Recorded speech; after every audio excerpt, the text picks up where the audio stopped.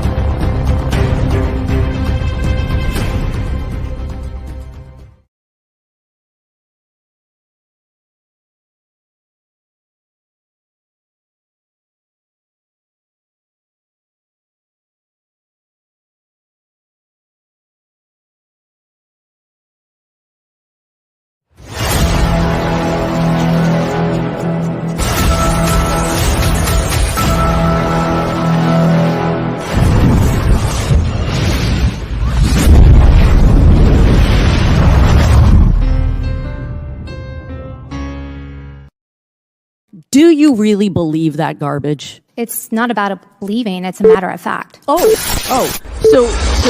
believe.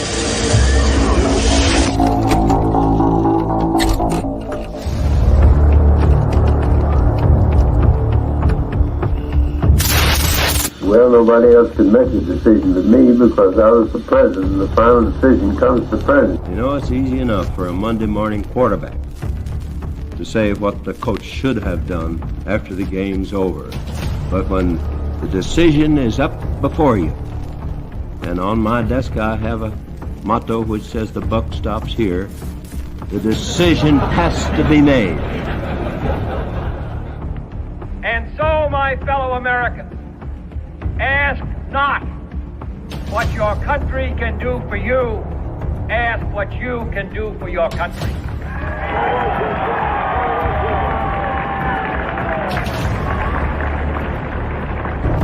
And I want to say this to the television audience. I made my mistakes, but in all of my years of public life, I have never profited from public service. I've earned every cent. And in all of my years of public life, I have never obstructed justice. And I think, too, that I could say that in my years of public life, that I welcome this kind of examination because people have got to know whether or not their president's a crook. Well, I'm not a crook. I've earned everything I've got. President? Yep. Mr. President, I want to raise an issue that I think has been lurking out there for 2 or 3 weeks and cast it specifically in national security terms. You already are the oldest president in history, and some of your staff say you were tired after your most recent encounter with Mr. Mondale. I recall yet that President Kennedy had to go for days on end with very little sleep during the Cuba Missile Crisis. Is there any doubt in your mind that you would be able to function in such circumstances? Not at all, Mr. Truitt, and I want you to know that also I will not make age an issue of this campaign. I am not going to exploit for political purposes my opponent's youth and inexperience.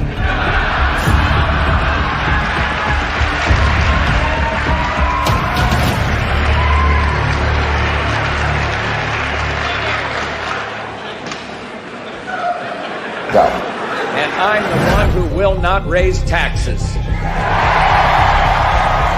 My opponent now says he'll raise them as a last resort or a third resort. But when a politician talks like that, you know that's one resort he'll be checking into. And my opponent won't rule out raising taxes, but I will, and the Congress will push me to raise taxes, and I'll say no. And they'll push, and I'll say no. And they'll push again, and I'll say to them, read my lips. No new taxes.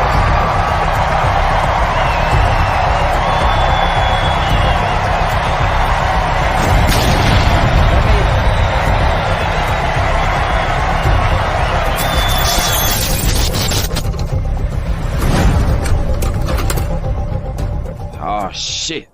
Here we go again. You're full of shit. All right, thank you. No, shush. Shush. In any country, prison is where society sends its failures. But in this country, society itself is failing.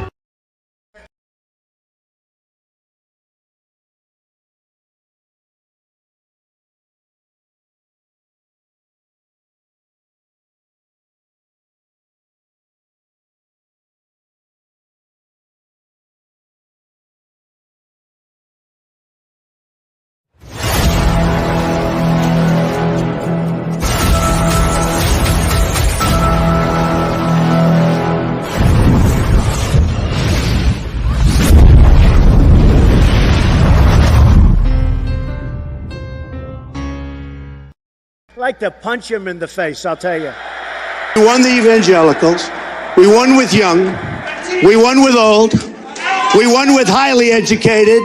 We won with poorly educated. I love the poorly educated.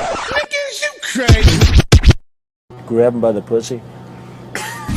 I did not have sexual relations with that woman. Stay shut your mouth. Because you don't know what's talking about. Yes, I did. Hold it, tough guy. I'm not afraid of physical. Hold it. Don't sit there and tell me I'm not. There's an old saying in Tennessee, I know it's in Texas, probably in Tennessee, that says, fool me once, shame on you. You fool me, we can't get fooled again. They're bringing drugs. They're bringing crime.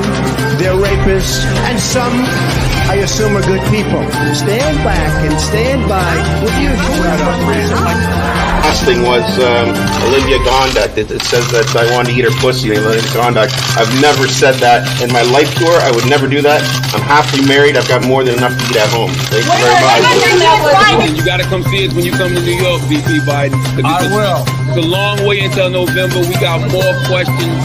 You got more questions, but I tell you, if you have a problem figuring out whether you're for me or Trump, then you ain't black. Okay. I could stand in the middle of Fifth Avenue and shoot somebody, and I wouldn't lose any voters, okay? It's like incredible. I went to an Ivy League school. I'm very highly educated. I know words. I have the best words.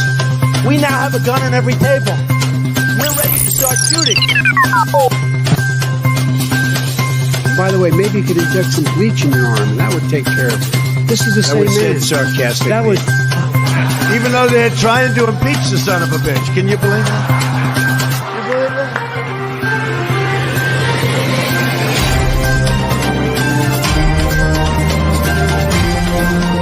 That's enough. Put down the mic. Mr. President, are you worried about indictments coming down in this investigation? Punch him in the face, I'll tell you. If I may ask one other question, are you worried? That's enough. That's enough. Mr. President, I was going to ask one other. I don't want reality. I'm asking the question: which one is better? That's exactly what it is. Got it on tape. What a stupid son of a bitch. I don't like words that hide the truth. I don't like words that conceal reality. I don't like euphemisms or euphemistic language.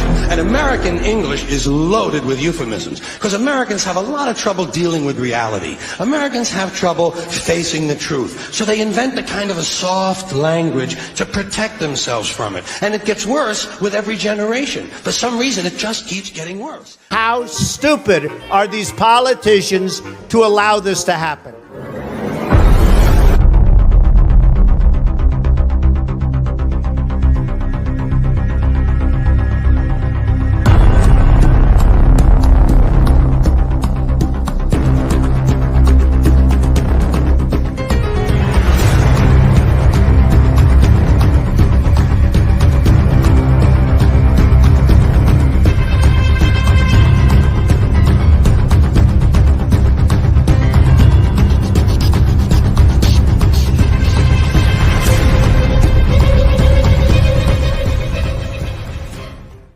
If you want to run your mouth, we can be two consenting adults. We can finish it here.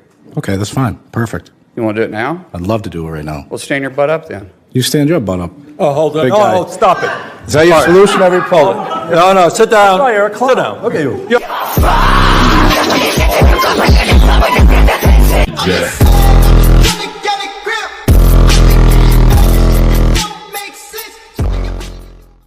You're saying it's a falsehood, and they're giving Sean Spicer, our press secretary, gave alternative facts. Alternative facts. Alternative facts. Alternative facts.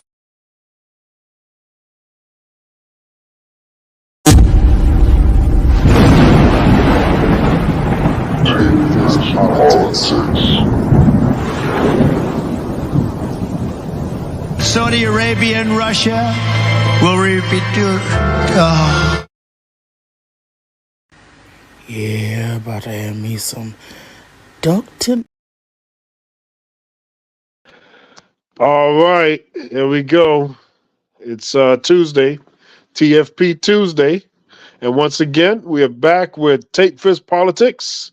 And I'm back with the world's most dangerous political panel. I'm Van Cat, and I'm here with Ricardo. What's up, Ricardo? What's up, Van Cat Extraordinaire? What do you do with Tate Fist Politics crew? SDS crew, we're in the house. We're here, we're live. All right. Yeah, and this week, we're going to be looking at guns, gun violence, and the political aspect of guns, in particular in this country, but weapons in general, really. And today, MD sent a message saying that he's having problems getting a connection. So as soon as he can come on, he'll join us on the panel here.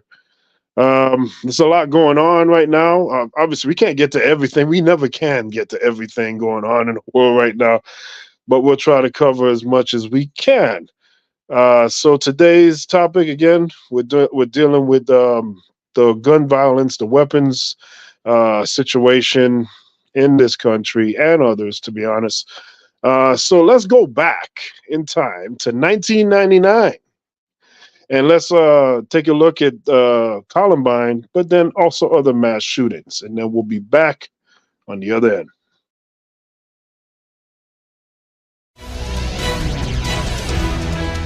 Today's Closer Look, the legacy of Columbine. Ever since that mayhem 15 years ago, we've seen more and more of these mass shootings, many by troubled young men inspired by the Columbine killers.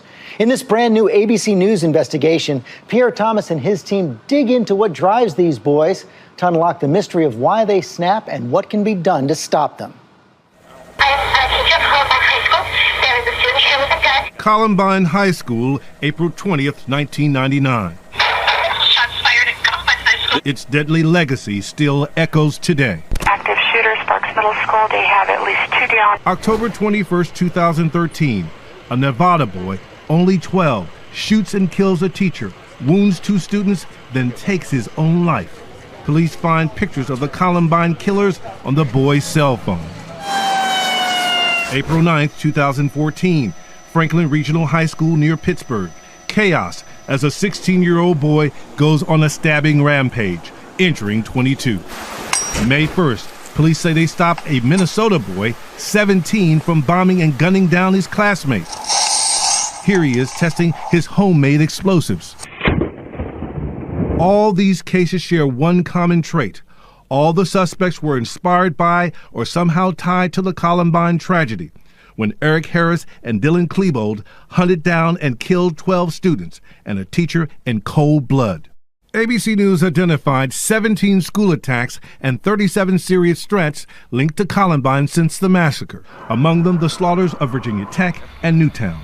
At least 10 of the cases came in the last year alone, as this disturbing phenomenon seems to be intensifying.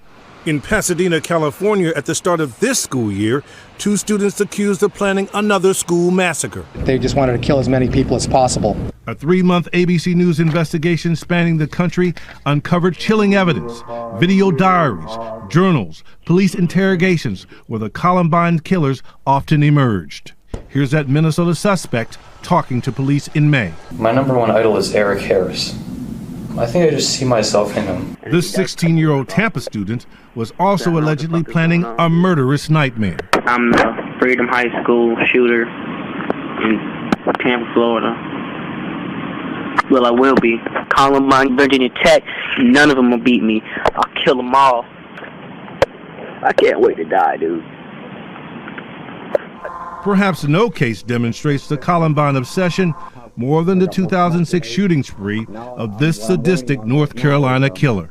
He convinced a family member to drive him to Columbine. Columbine High School, right there. And you see over there? That's the library. That's where everything took place, right there. He bought the same guns.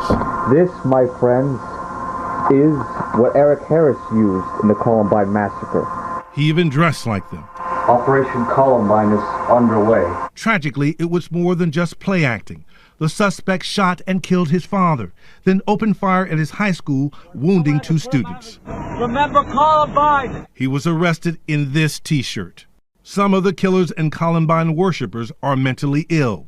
Some want attention. Others feel slighted and have specific grievances that spiral out of control. And they're looking for things that align with whatever their perceived grievances. They have taken an unusual fascination in Columbine and other large-scale horrific attacks. The modern era of active shooter events really began with Columbine. The copycat phenomenon is real. They're looking to those attacks for inspiration, and sometimes it even turns into sort of a hero worship. These troubled young men and women dream of unspeakable carnage. Those who've actually attacked, wounded and killed scores of innocents who should never be forgotten. In the cases we studied, 66 killed, 59 wounded. How can this dangerous phenomenon be stopped or at least slowed? We sought answers from Dylan Cossey, now 21, but who at 14 was arrested for allegedly discussing a plan to attack his high school outside of Philadelphia. Cossey told me there was no specific plot and that he does not believe he would have carried out an attack. But he admits to fantasizing about acts of violence against peers who had been taunting him. What really drew me in to that dark path that I was on was that sense of hopelessness. And you start to associate with people who may discuss those kind of violent acts because they're the only people that at the time you feel that understand you. He began researching Columbine. And when I heard that these kids were bullied and that's why they did what they did, that's when the thought goes, I was bullied too. After being arrested, Cossey received years of court-ordered therapy. What would Dylan of today tell the Dylan of 7 years ago? I would probably tell that you're stronger than you think you are. You're not alone. There is more support out there for you than you could even think possible. That you can move forward beyond anything that you're going through and move ahead with your life to a better place than you thought you could. All right, there we go. That video piece talking about Columbine, talking about the fans of Columbine and the people that were motivated over the years and decades to try to replicate Columbine. All right, so Ricardo, after seeing that piece there, what were your thoughts on that and just gun situation in general? Yeah, that brought back a lot of memories, man. For in 1999, it was a different era in terms of, you know, how innocent the world was. You know, it's like 1999. In fact, 1998 going to 1999 was so completely different than what we know of now. And then when we hit 2000, it was like, oh, the Olympic Games for Sydney, and then 2001 hit us with the, you know, the 9/11 attacks. So it was just like a complete different era. It's like pre-Y2K. If y'all remember pre-Y2K, it was like, oh, you know, the clocks are gonna stop and the planes are gonna fall out of the sky, and it was just a whole bunch of stuff. But yeah, get back to topic here. Yeah, it brought back a whole bunch of memories. I remember that event, Columbine, how it changed the scope of how we think, how we never in a million years would even think to you know, rationalize the thought process of someone going into a school with a rifle, and much less 2 people at that, 2 students, you know, regular kids that go to school, to then shoot up 12 innocent kids and the teacher. And the way they did it was so sadistic. It was like, you know, out of a movie, but really more sinister. And the fact that there was nowhere, you know, they had to run, I think it was to the cafeteria and a whole bunch of other places to hide. And it brought about the active shooter scenarios that even now in the workplace, there's certain things that come about, and it was attributed to Columbine. So, a lot has happened since then, since 1999 going into now, that I feel like it still resonates with certain people who are, I guess in a sense, mentally unstable or ill. They draw, I guess, in a sense, some kind of familiarization to the event. I don't know why. I'm it's still trying to figure out in my head what could make you go about trying to reenact or do the same sick, impulsive, disgusting act of shooting up a school. I would never get it. And then I thought, there's no way it could get worse. And then it hit us with Sandy Hook, and Sandy Hook was the last straw for me. I was like, once you kill innocent kids who come into this world, their frame of mind is so like pure that it's like they think about dreaming about, more like the world peace and clean up the planet and less garbage and all that stuff. And it's like you go into a school and you shoot up innocent kids that couldn't even run and defend themselves. That to me was the last straw. And I thought maybe that will pivot the country into thinking about gun laws and how to like stopping it from getting in the wrong hands and all of that. Nope, it didn't do a damn thing. It just, if anything, it made people more emboldened. And then we have had worse shooting events after that, where we had in Texas with the other school shooting, and there's just a whole bunch of stuff. But in reality, that piece brought back, I don't know if it was what's the word we're looking for when you get brought back into a moment where you forgot about. It's kind of like Deja vu. It's not even deja vu. It just brought back like a weird sense of state of like, oh my god, that really did happen. Like you would look back in the piece and you remember where you were at that exact moment when an event happened. That's what happened when I saw that piece. It was just weird. I remember where I was exactly at that moment when it happened, and how sad it was, and a whole bunch of stuff that came with that memory. But yeah, man, we've come a long way, but we haven't changed that much, and that's the sad reality of having a law that allows us to bear arms, but then when it comes to tragic situations, it always leads back to the one thing which I feel is a crutch, and I'm sure Trevor would agree with me as well, is the mental illness syndrome, where as soon as somebody does something, it's like, oh my god, it was mental illness. Like, come on, man, like there's got to be more to it than that. Where I'm not saying that most of these people are not mentally ill or unstable or whatnot, but if you keep using the same crutch where it's like, oh, I shoot up 20 people. Oh my God, he was mentally ill. It's like you're becoming desensitized. And I feel like there's more to us getting to that point. We need to start. I don't know if we should challenge that or we should look about ways of not using that as a go-to every single time we have a mass shooting of some sort, whether it be Columbine, whether it be in school, whether it be the Buffalo event, whether it be anywhere else. It's becoming a bit much to me when we keep using mental illness as a crutch, if you get what I'm saying. But I digress.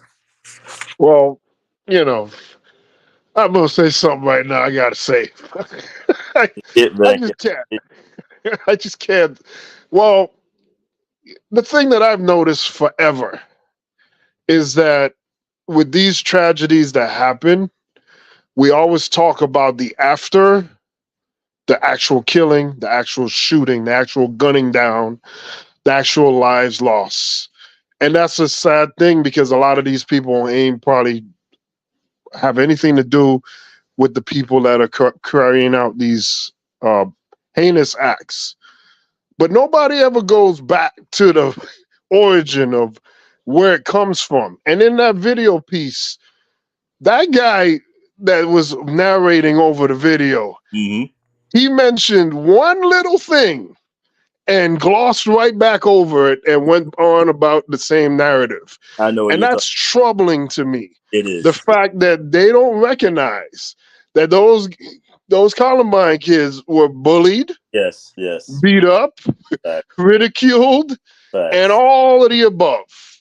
And when that was happening to them, nobody had anything to say.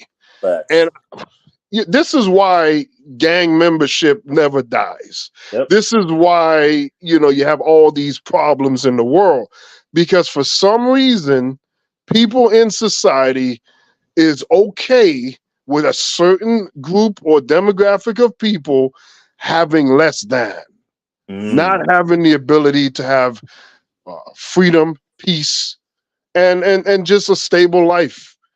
And we're okay. It's all good. It's all fun and games. And then those guys came back blasting. I'm not trying to disrespect the families that have fallen. That is horrible. I thoroughly get that. But I wish people would get how we got here. Yeah, fact. And it's never uttered. It's never talked about. It is immediately go to Freddy Krueger. We go right to the horror, and it stays there. No matter how the origins of that horror happen, the society sets up these scenarios and situations that turn people into villains, that turn people into monsters. And we 100% just dial in on that individual that took a bad turn. But they didn't have to be there had they not had that bad situation, courtesy of our society. So this is something I've noticed for years, and it always bothers me. It always bothers me because it's too easy to demonize. Now, those guys are a piece of trash. Don't get me wrong. Don't get us wrong, facts. But I understand. Because if I'm going to be with my head in the dirt and I'm going to be beat down, ridiculed for nothing, I did nothing. I didn't mess with nobody. And I just keep getting all this negative attention and all this ridicule to my way when I was, quote unquote, a good citizen. And then nobody was there to speak up for me. Nobody was there to protect me. Well, I'm going to put it in my own hands. And I'm going to blast back with fury unlike none. So I totally get that. I totally get that. So they need to answer for that. We get outraged for their actions, but where's the outrage for the inaction? Facts. But I also bring to light the fact that since then, because if I remember quite well, don't quote me, I think after that event they were saying, but what about the school? What was the school doing up until that point? Wasn't there a situation where that it was brought to the teacher's attention or the principal attention or the guidance counselors? I don't even know if we have guidance counselors in school anymore, because they were a thing when I was going to school. They were always present and they were there for a reason. But they were, there's a lot of what ifs that came about from the whole situation and when it transpired. And what they found, or what they did in terms of the investigation, was there was like a numerous amount of times where there was warning signs, the red flags, all of that put out, and no one, again, what you just stated, no one really did anything until the event transpired, and it was like, oh, woe is me, like, oh my God, and they villainize. I feel like we have this complex in this country, particularly when it comes to tragedies or whatnot. We like doing the Hollywood theme thing where it's like we instantly love to villainize. It's kind of like watching the movie Carrie, where you remember when Carrie was like this innocent, innocent girl until she was bullied also, and then when she turned dark and do a whole bunch of damage in the end, when she killed all these people, they were like, they spin on her grave and all that. And I thought it ironic, in the end, the one person that felt sympathy for her is the one girl that was the one that reached out and let her boyfriend took her to the prom. So there's always the signals, the warning signs and whatnot. But I feel like because society is so finicky in terms of how we view things and judge things, and how we want to, I want to say is that the word? Romanticize and romanticize all day. All that stuff. It's like that's the tragic point of view that we always fail to not realize that's what we're doing. It's kind of like a weird, sick thing that society does.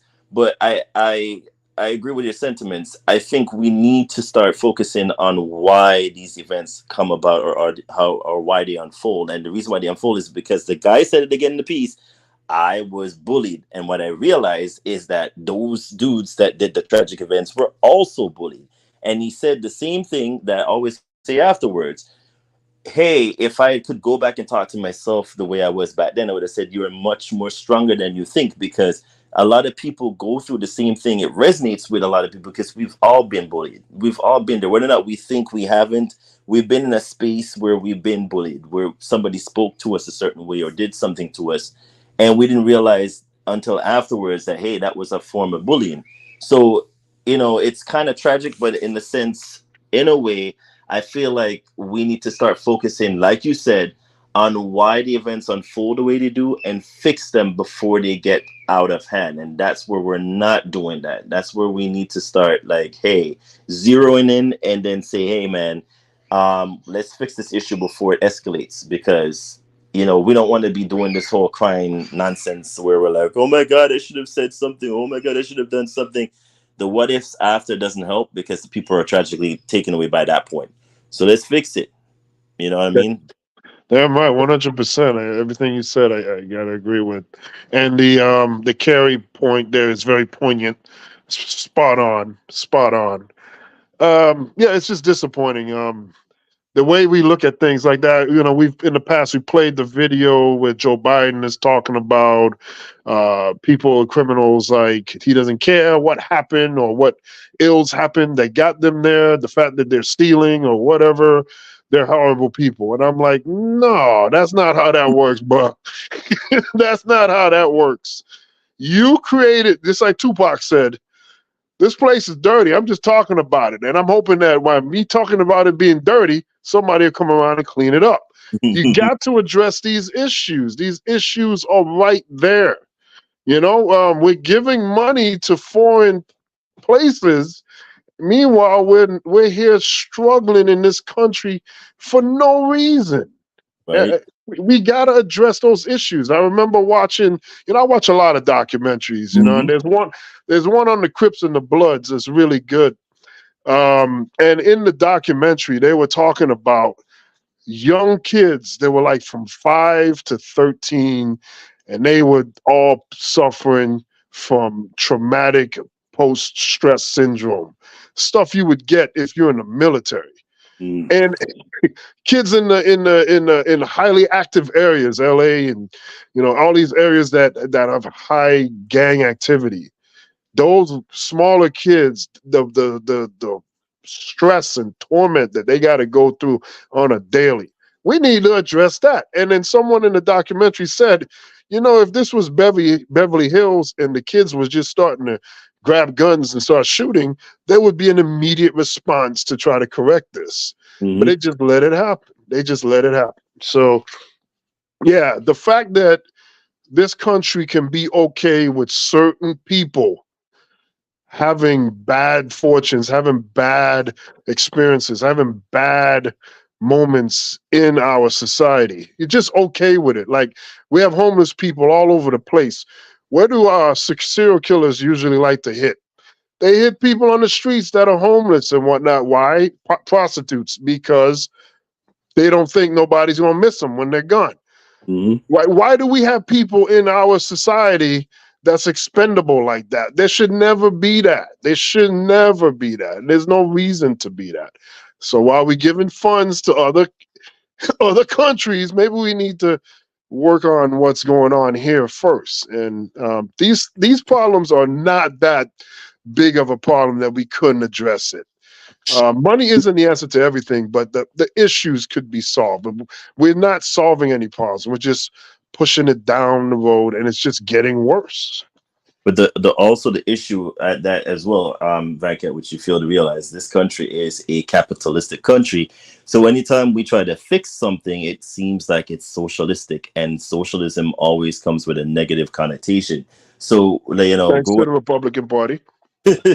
So whenever you hear there, again, it falls back on how the politics of this country goes hand in hand with the politics of power and money and all that entangled in one. When we try to fix anything, whether it be welfare, whether it be, the simple thing as gun control or all of that, it's like, oh my God, they're trying to take away our rights, or oh my God, they're trying to do this, and we don't want to be like Venezuela, and we don't want to be. But when you look at the statistics of like other countries, like in the European Union or in other places where, I'm not saying that they have a high population of 300 million like the United States does, but at least you get a sense of they're trying to tackle certain things and they try to alleviate and fix them way before they escalate. Like, if the population is going to be ballooning at a certain magnitude, these countries go in and say, all right, let's put in maybe free infrastructure, or let's put in free education, or let's put in give everybody a card that they could, purchase groceries free. Or I think there's a country in Europe where, a simple fruit on a tree, the homeless people could cut it down whenever they're ready, because, food is a necessity. Or what, you know what I mean? Like certain things they put up. This country is like everything is about dollar sign money. Everything is capitalization, and I don't understand why you can't have capitalization and social welfare being taken care of at the same time. I don't know why there's a disconnect of it's going to lead to something down the road. It doesn't need to be that way. You could have both, and it works in simpatico with each other. I feel like that's the main problem I have with the US, is that it's always been this viewpoint of the blindfold has been put on, like how the horses run in a race where they only put on the blindfold up to a point and they could only see straight ahead of them, but no one looks to the side and goes, all right, well, what if you look that direction? This is what will happen. I don't get that here at all. And it's kind of like it goes because it's such a double-edged sword. I like the point of view of having capitalism, but I also respect the point of view of, hey, you could share the capitalistic point of view. When you have money, if you are up the 1%, up there in the high pyramid, you could share the funds or the money that you have with the people at the very bottom. At least make them feel appreciated. You know what I mean? Not just gravel up everything for yourself. And that's the main problem that we have here.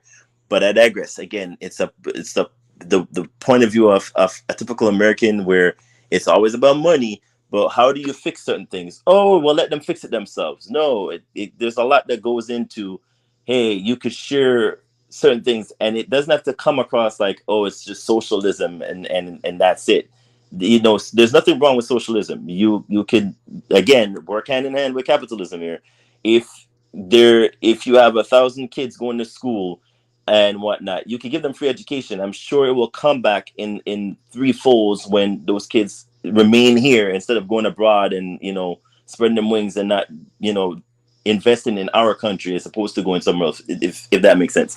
But I say all of this to say, hey, there can be simpatico when it comes to capitalism and welfare. I'm sure MD is going to disagree with me, but I do believe that there's a point that you can have them split in the middle.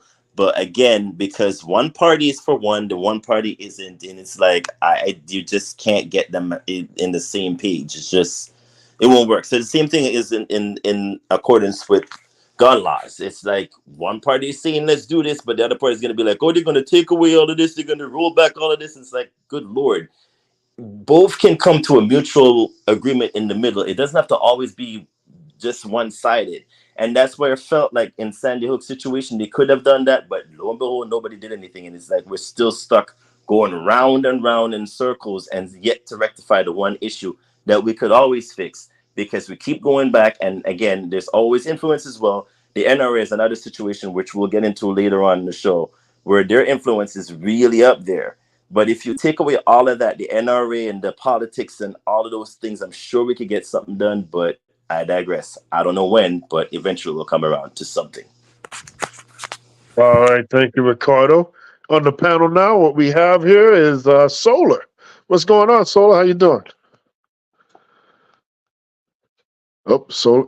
I guess he's not. What's going on? Can you guys? All right, there you go. How y'all doing? All right. We're good. So what do you think about what we're talking about here? Weapons in the United States, particularly guns, and the consequences and the fanatical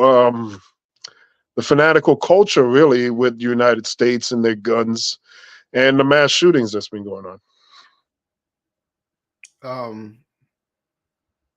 I think that it's kind of part of American culture. They're not going to never give up their guns. I mean, they founded the country on them having the right to bear arms, and they put that into the Constitution because of how they liberated themselves from the British. So to prevent tyranny, this is their justification. They give the citizens the right to, be able to bear arms. So they're sticking to that fundamental American constitutional right. In terms of the violence, well, this is just part of European culture. I mean, they had 30 years of warfare. Even going back into Europe, they have a history of fighting each other, and every place where they go on the world over, it was through aggression. They are for whatever reason they have an issue with coexisting. Their worldview is different from the people in which they engage. They tend to resort to violence quickly than any other group of people on the planet. So when you're seeing like this violence being carried out, amongst the youth, even with you said the Columbine High. I read it a while ago, but it was this I think it was this movie that a lot of white America was watching. It was this guy, I forget, it was something Diaries. I forget what the name it was. It was a guy, he was being bullied.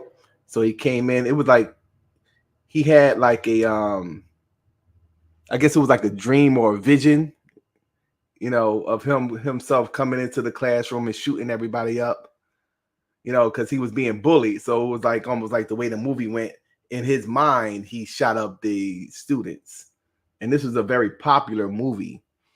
And what you see with the Columbine High is them actually carrying it out. So that's just that's a cultural thing. And I believe that they did Columbine High on Adolf Hitler's birthday. I think it was some significance as to why they did it on that date as well. So in terms of you talking about with like the bullying and somebody was just talking about, I think it was Ricardo, he was talking about, dealing with the capitalism and stuff that he felt, the stuff that he said he didn't understand about why do they do certain things. I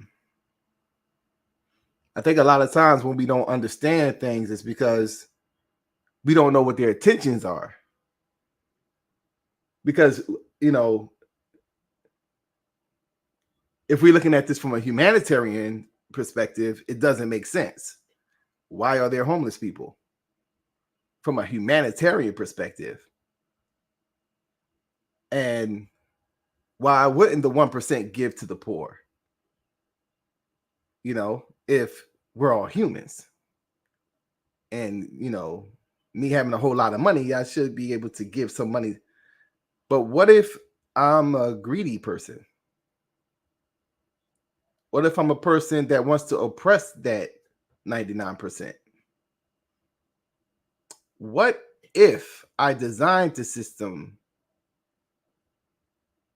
for that specific purpose? Then in that case, it's a perfect system. In that case, they are a genius.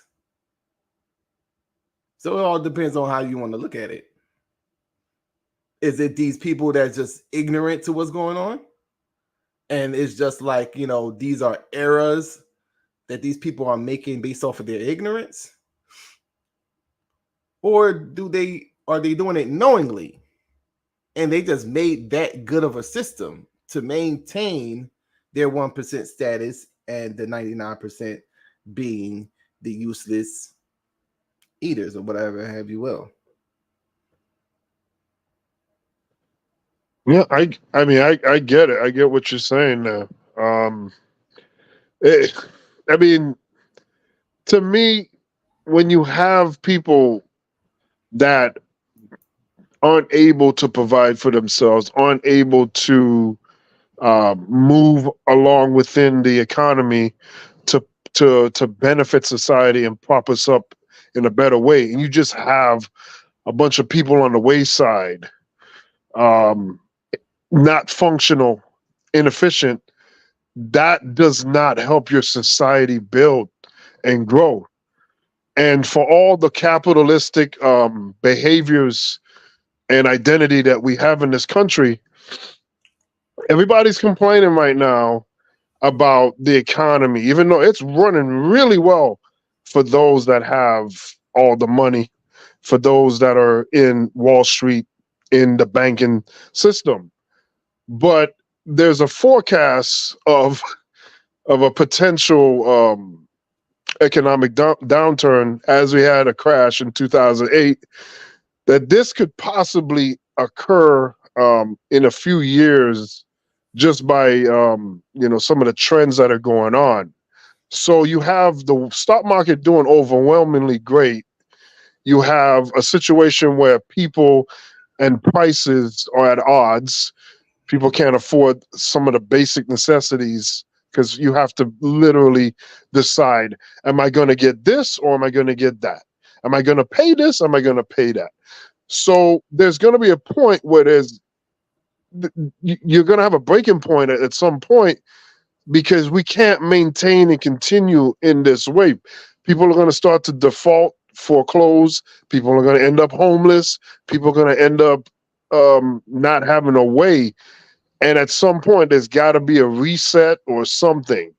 But the idea that we're okay with people not doing right in the world's richest country is mind-boggling to me.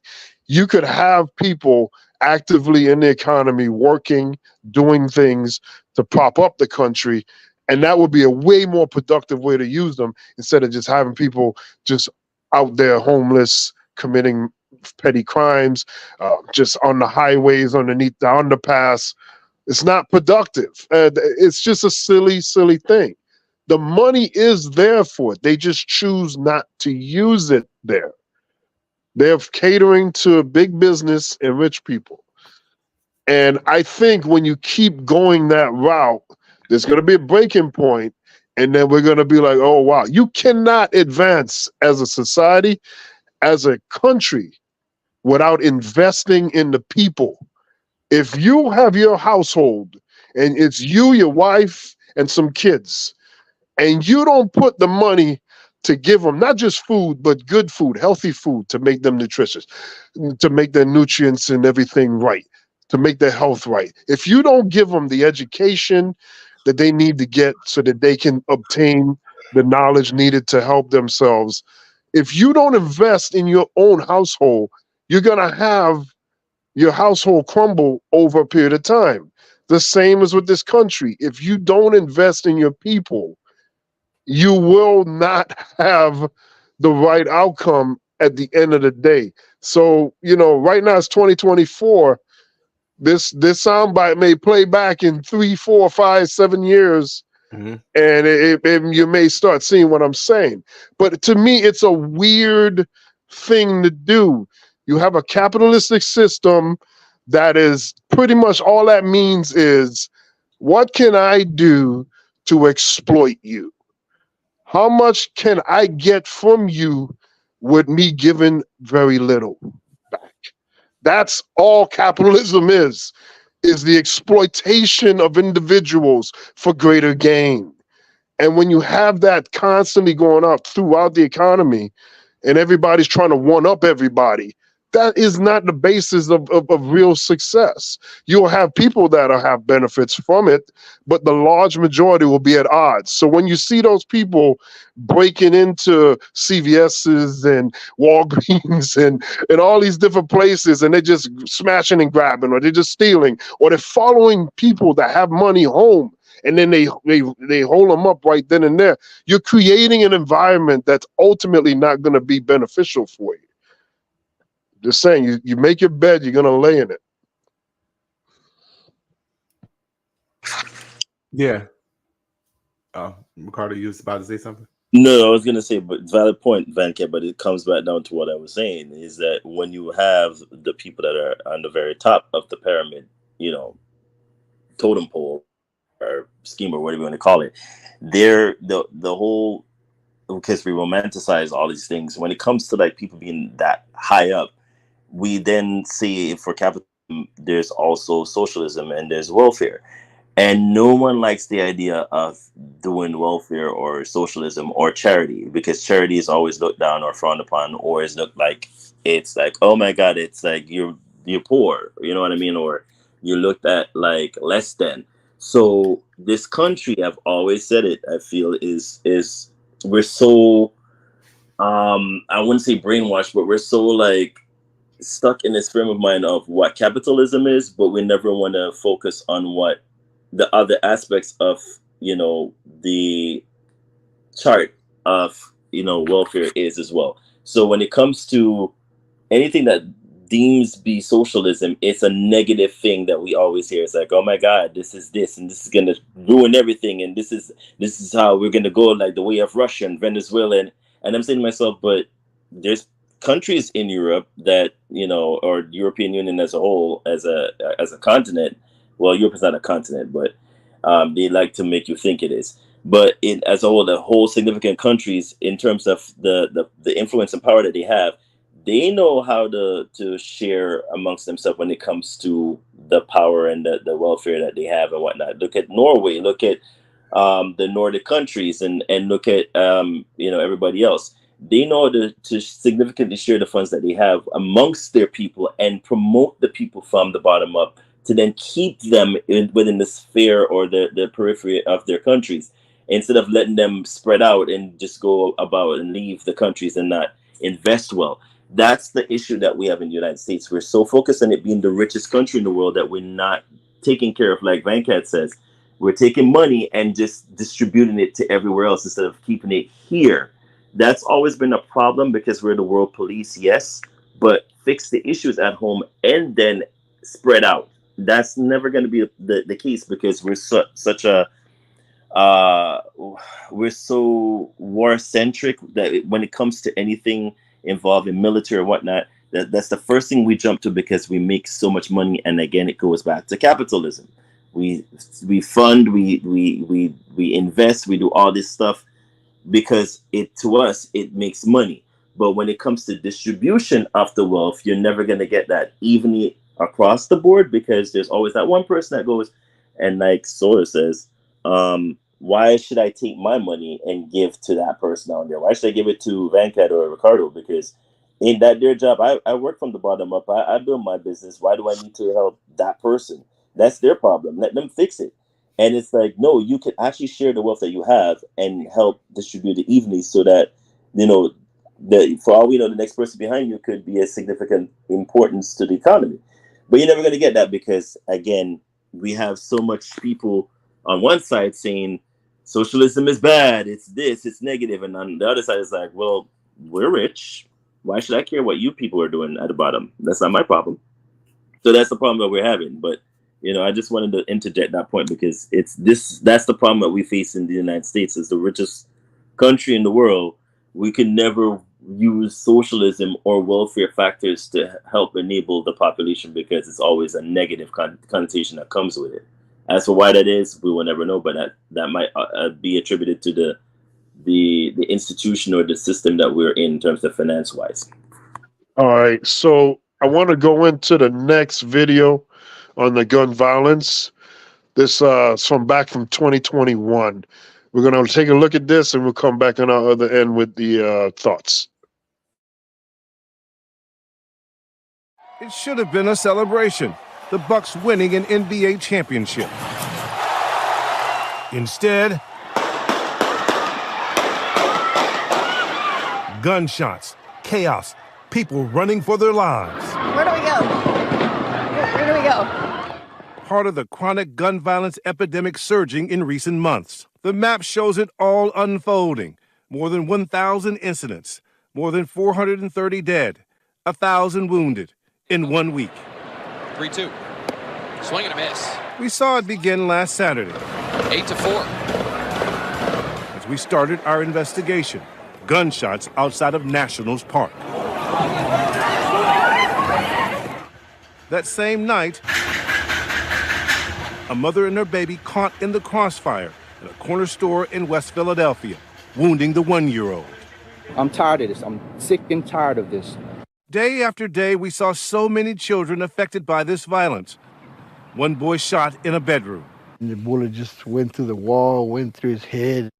Tristan Jaden Rosas in San Antonio, Texas, was only 15 and playing video games, hit by a stray bullet. I should have been there, because when you promise a kid that you're going to protect them, that's a promise you can never take back. Altogether, an unspeakable toll. More than 39 dead, 94 wounded under age 18. And of the deceased, 6 children under 12.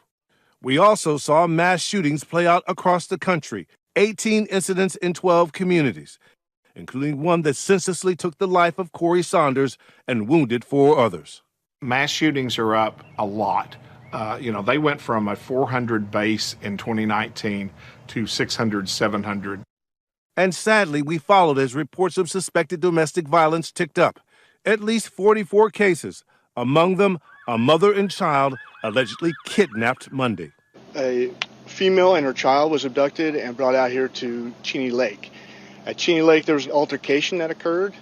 Virtually no area of the country was immune, but as ABC dug into the numbers, they showed violence disproportionately hit poor and urban areas. People are afraid to go to malls. People are afraid to go to theaters. People are afraid to go to parks. From Los Angeles to Chicago to New York, where this stunning video caught our attention.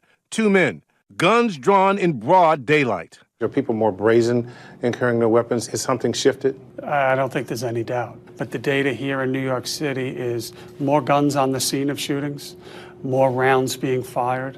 New York City saw a 73% increase in shootings in May 2021 compared to the same time last year.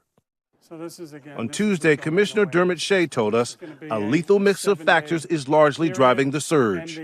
Gang violence, budget cuts, COVID shutting down the courts, leaving a backlog of more than 5,000 gun cases. Taking the gun off the street is great, but really what we need is the individual carrying the gun off the street.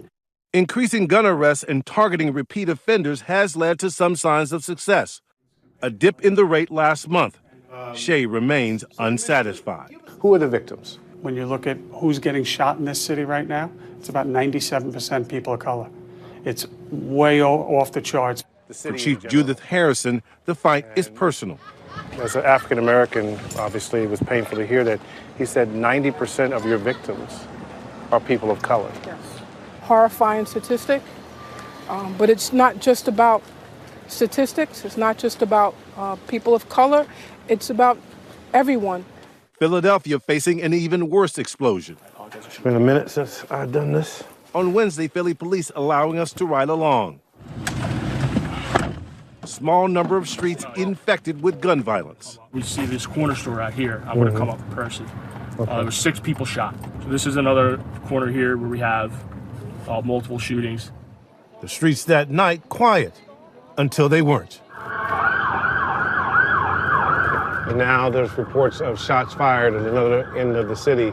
A shooting outside this restaurant famous for its cheesesteaks. That's a shell casing right on the ground right there. See where the white circle's drawn around it. I don't know what it is. You get closer to 2 o'clock, stuff starts popping. As we waited at the scene, the horrible news. So he was pronounced deceased. The person here died. Correct. That's horrible. Philadelphia Police Commissioner Danielle Outlaw telling us the argument was over a parking space.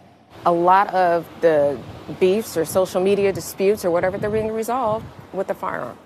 Outlaw acknowledges the challenges of policing in the era of George Floyd and building community trust. I'm a cop and I'm a black woman. And so because I have all of these lived experiences and these different perspectives, I understand why the police do what we do.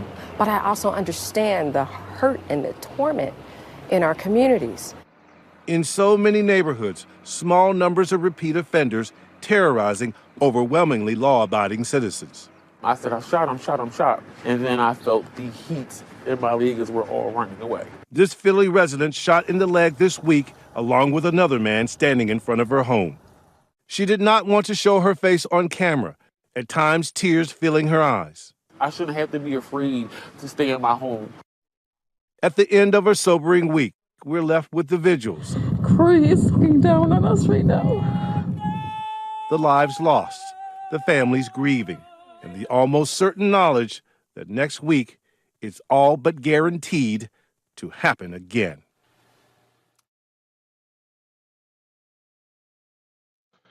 All right, there we go.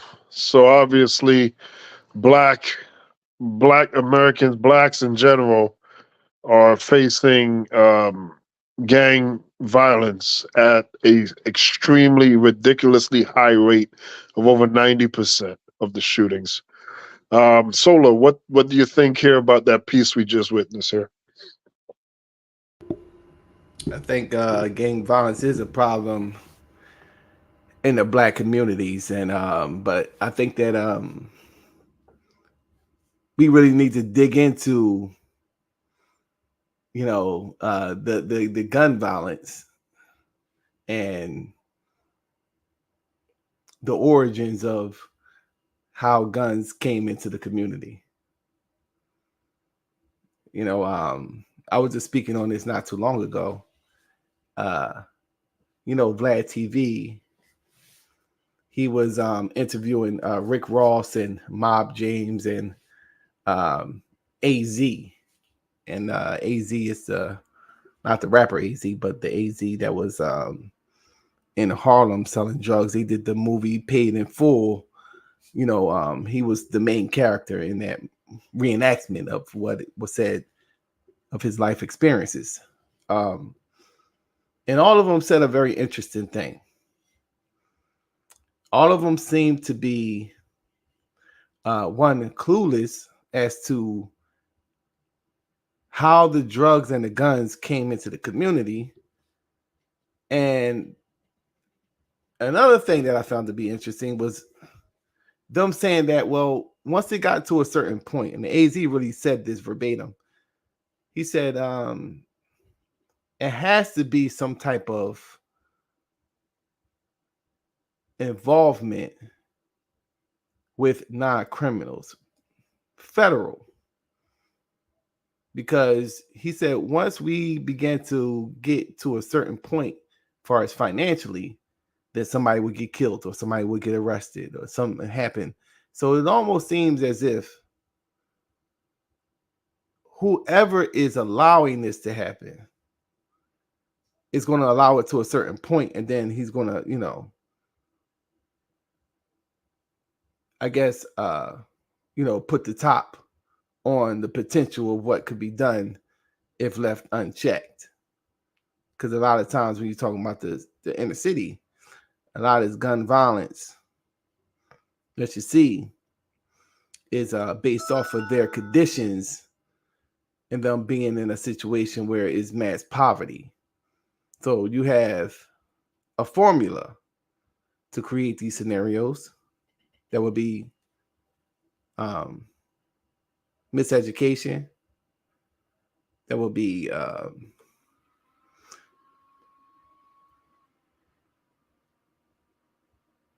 economic castration,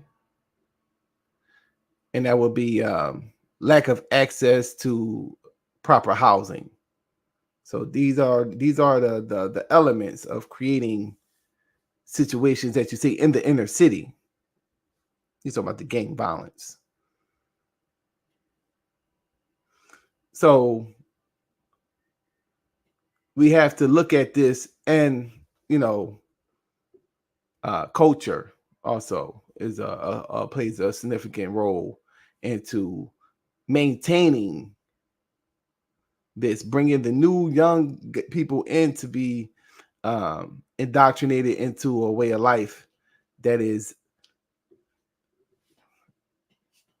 suicidal, in my opinion. So you're talking about something that's being done systematically. I mean, it's almost cliche when somebody says, well, we don't bring the guns into the community, so much so that we are tired of hearing it. Like, oh, here we go with the... But the reality is that we don't bring guns into the community. In fact, you were just showing what happened in Philly, I want you to. I put a video in the back chat. It's only about maybe like 2 minutes. I want you to play that video. I want you to play that video because on that video, it's talking about how it was a sheriff that was selling guns, got caught selling guns to gang members in Philadelphia. So I think that what's going on is a lot deeper than what we think. And, you know, we're looking at the end result of something.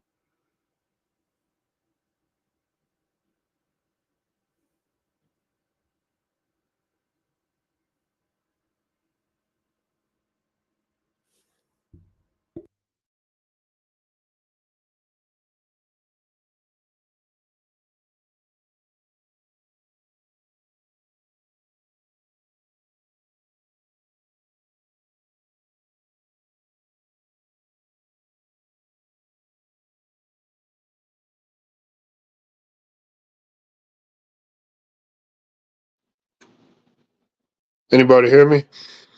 I can hear you. Oh, okay. All right. So, Solo, I'm gonna have that video in a second.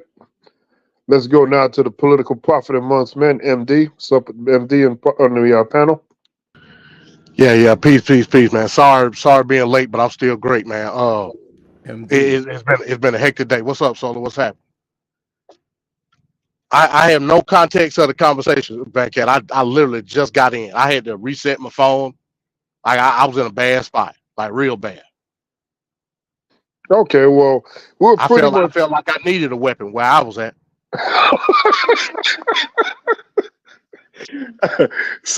so we were just we went over Columbine. We went over copycatters of that people were motivated and influenced by the Columbine shooting. We then went into back in 2021, where there was a week of unprecedented shootings across the country, over 1,000 different shootings, multiple deaths. The majority of the people that are being shot, over 90%, were Black people. So that's where we're at so far in the conversation, in general. But I also mentioned, I was telling Ricardo and Solar about how I'm very suspicious on the fact that, yes, people do commit these atrocities like the guys in Columbine, but they never talk about the bullying history and what got them there. And I think ignoring that is just a tragic mistake. And it just leaves room for more of these types of shootings.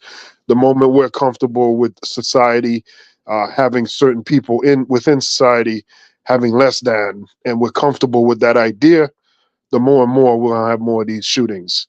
Yes, we do have a mental health issue, but there's also that issue: the bullying, the intimidation, the ostracizing of certain people, and then that makes for a bigger problem down the road. Yeah, no doubt. You know, no question that there's a history of unstable people. I just say that word, unstable people having access to weapons, and it shouldn't be. Now, Vacat, me and you've had battles over the course of months involving this subject in terms of like anti-gun legislation and all of that. I'll say this: I think every person has the right to defend themselves, right? But every person doesn't have the right to instill the power within themselves to infringe on somebody else. You don't have that right. Do I think that there should be more steps taken in terms of obtaining a weapon? Yes, I do, without a doubt. You know what I mean? In terms of a lot of these people that's accessing weapons and being able to commit these heinous attacks on innocent people, I've told you this before, Venkat, and I'll say it again. There are more people in this country that are responsible gun owners than criminals that has access to weapons in any sense of the form.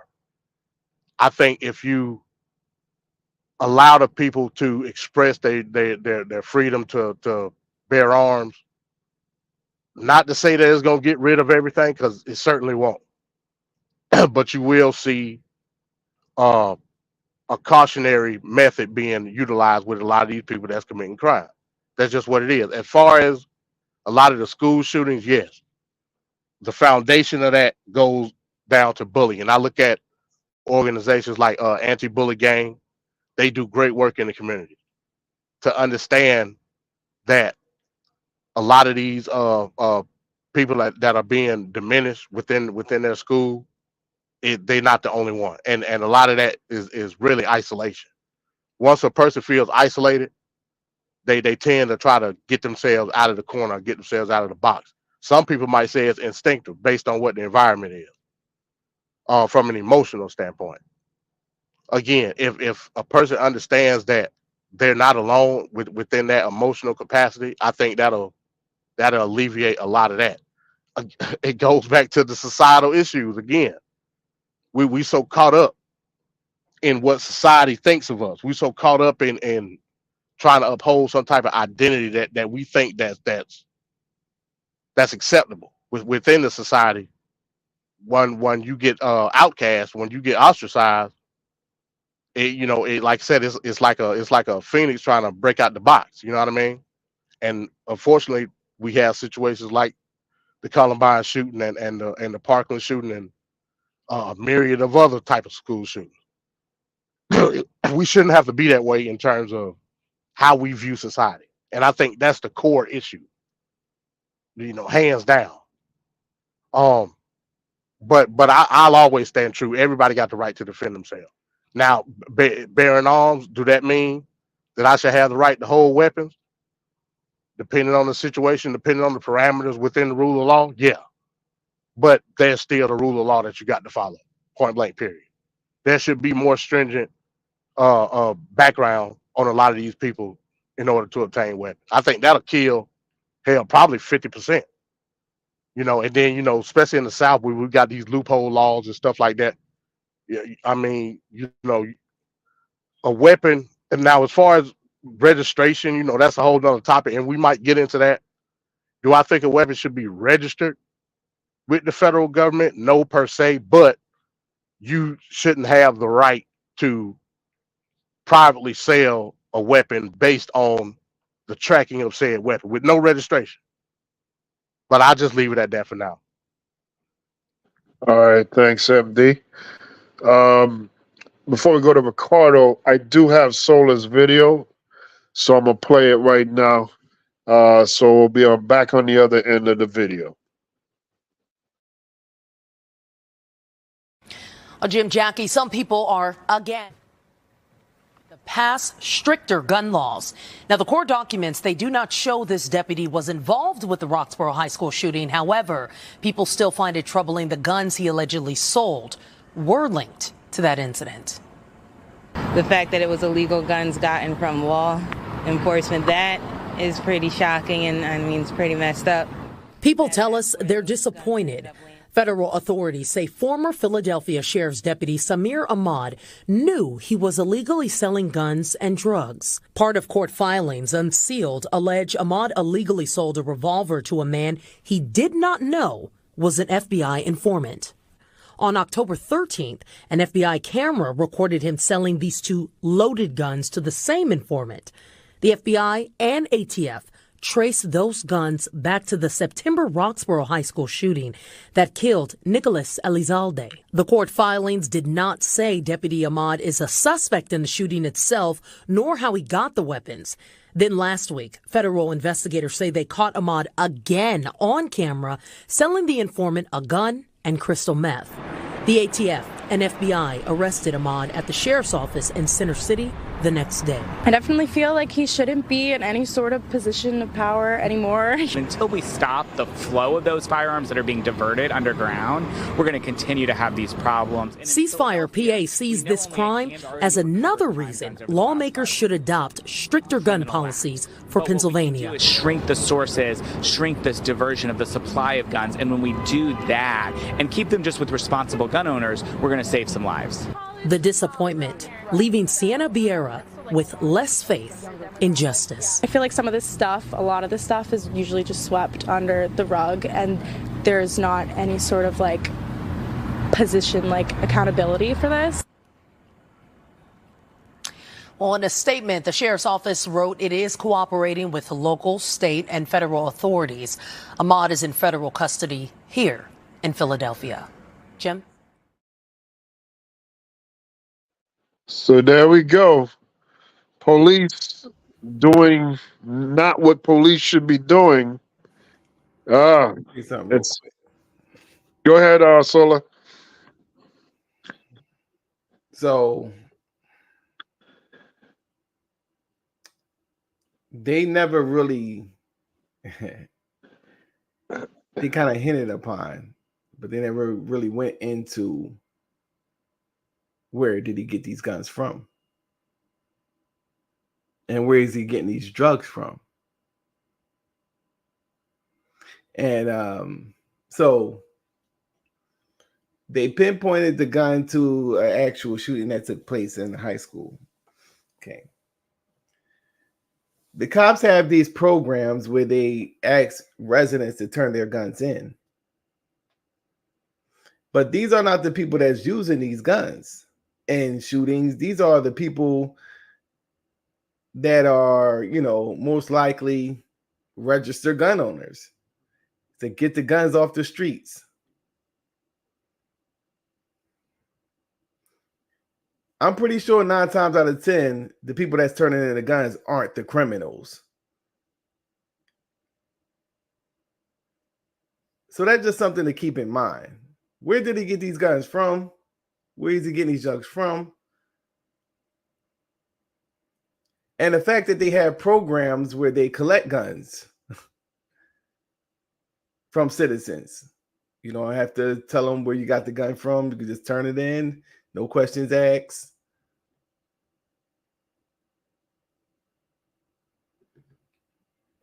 So I think that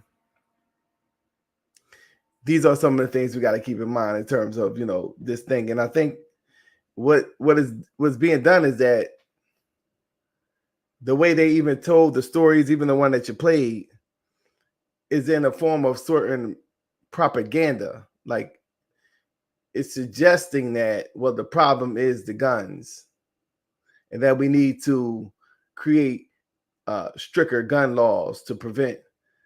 No. The problem more so is corruption. And the problem more so is people having their own political agendas. More so than actually, the guns. Because really, if everybody really had guns, I think there would be less violence. That's a fact. Opinion. If everybody had guns, people would think twice before they try to rob somebody with a gun. I beg to differ on that one. As I said, that's just my opinion. But so I think that is more so what's going on is forms of corruption. And, when you're looking at the inner cities, a lot of these things are drug related. So you can't separate the drugs and the guns when you're talking about inner city. Gangs, guns, and drugs. It's all related. So it's not necessarily about a whole thing where just the guns are the problem. I think when you say everybody have guns and it will be better, I think if everybody had guns, we'll see a lot more of this going on right here.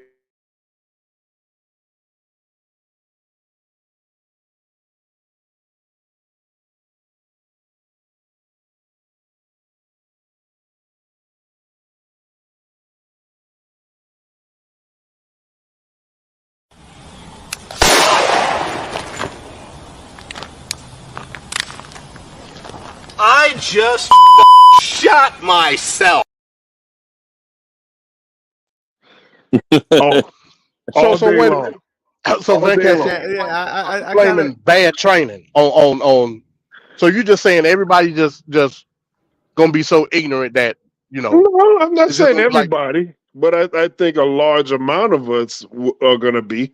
I mean, look at everything else that we have in society: cars, uh, just the just using a knife that's for the kitchen, and they're cutting themselves. I just think that there's going to be a large segment of people. You don't just have a gun and you're like, oh, I'm responsible and I know how to use it specifically. No, you don't. No, you don't. We have dumbasses in our society. And I think a lot of moments like that are going to happen. I just think I don't think that we're safe having some Three Stooges ass type niggas walking around with guns. I don't think that makes the things better or safer. I don't think so. And if that was the case, like a lot of these states that have all these gun laws that are pro gun, and we keep seeing these mass shootings, we keep seeing all these things happen, and never once do we see Captain Save-A-Ho show up with the gun and settle things down. Usually a bunch of people dead, then the police shoot the guy that caused the problem. Same point we keep seeing over and over. More often than not, that's usually the outcome. Well, that's because the teachers didn't have guns. I think that would be There was not armed, spectacularly bad. and that was not armed security at the school. Yeah. You could also say if it was armed security at the school, then maybe, just maybe, they could have prevented that mass shooting. Yeah, but that doesn't seem to be the case at Stoneman Douglas, though, because we had a what you call it, security in the building, and he chose to run away. And yeah, what are you supposed to do with a high power AR-15? What are you supposed to do? That's not his problem. That's not my problem, because Republicans say they need the right to have military grade weapons. So again, Republican Party subjected the country to a situation we shouldn't have been in. Why are military grade weapons in society? That makes no sense. Yeah, I think it goes back into, once again, how the country was established. There's a thing that a certain portion of American population believes that that they having their right to bear arms, and not just just regular handguns, but military grade weapons, is in case of forms of tyranny that can occur. So obviously, a certain portion of America is not totally comfortable with relinquishing their firearms and put in the trust of the federal government to have people that's armed with their best interests at hand. So that would be what they say, is the underlining thing. And we know this to be, historically true based off of the Revolutionary War. So you're telling me that guys that have died for centuries now had the foresight to say, oh yeah, first of all, we're gonna put the little powder in there, we're gonna shake it up real quick, and then we're gonna put that in there, and then jack it up a little bit, and then shoot, pop one shot at a little time. Mm-hmm. You're telling me that they were like okay with the idea that in the future we're going to be able to let off multiple rounds at a time for excess amount of time, and that's going to be good. That's so at this point, why don't we just go to grenade launchers, and why don't we go to bombs? Because that has to be the next evolutionary step. There was no idea that those guys in that time would have known that the guns would be at this level. And I think there's a point where you create insane scenarios not being logical. No, you can have your gun, but I don't think nobody needs those rounds being able to be let off in ridiculously fast fashion, killing off an excessive amount of people. Like there's something that's wrong with that, fundamentally wrong. Well, and I don't think it was based off of the quality or the advancement of guns. I think the idea still is valid of the police state. The fact that if they don't have guns, that they can be imposed on by the state. So it's not about the quality of the gun, more so than the fact that these people have now the capability of imposing themselves if we don't have guns. So when the advancement of guns, obviously with the advancement of guns, they can't use the powder gun still and say that, well, we have the right to carry, because now they can impose themselves with better weapons. So as the weapons become more advanced, well, okay, yeah, we need that AR-15 too, because if y'all guys coming in with AR-15s and we still got these powder guns, it would be kind of the similar scenario back then with the powder guns and we just having knives. Who is the you guys? Is it the federal government? Well, yeah, it would be. So let me get this straight.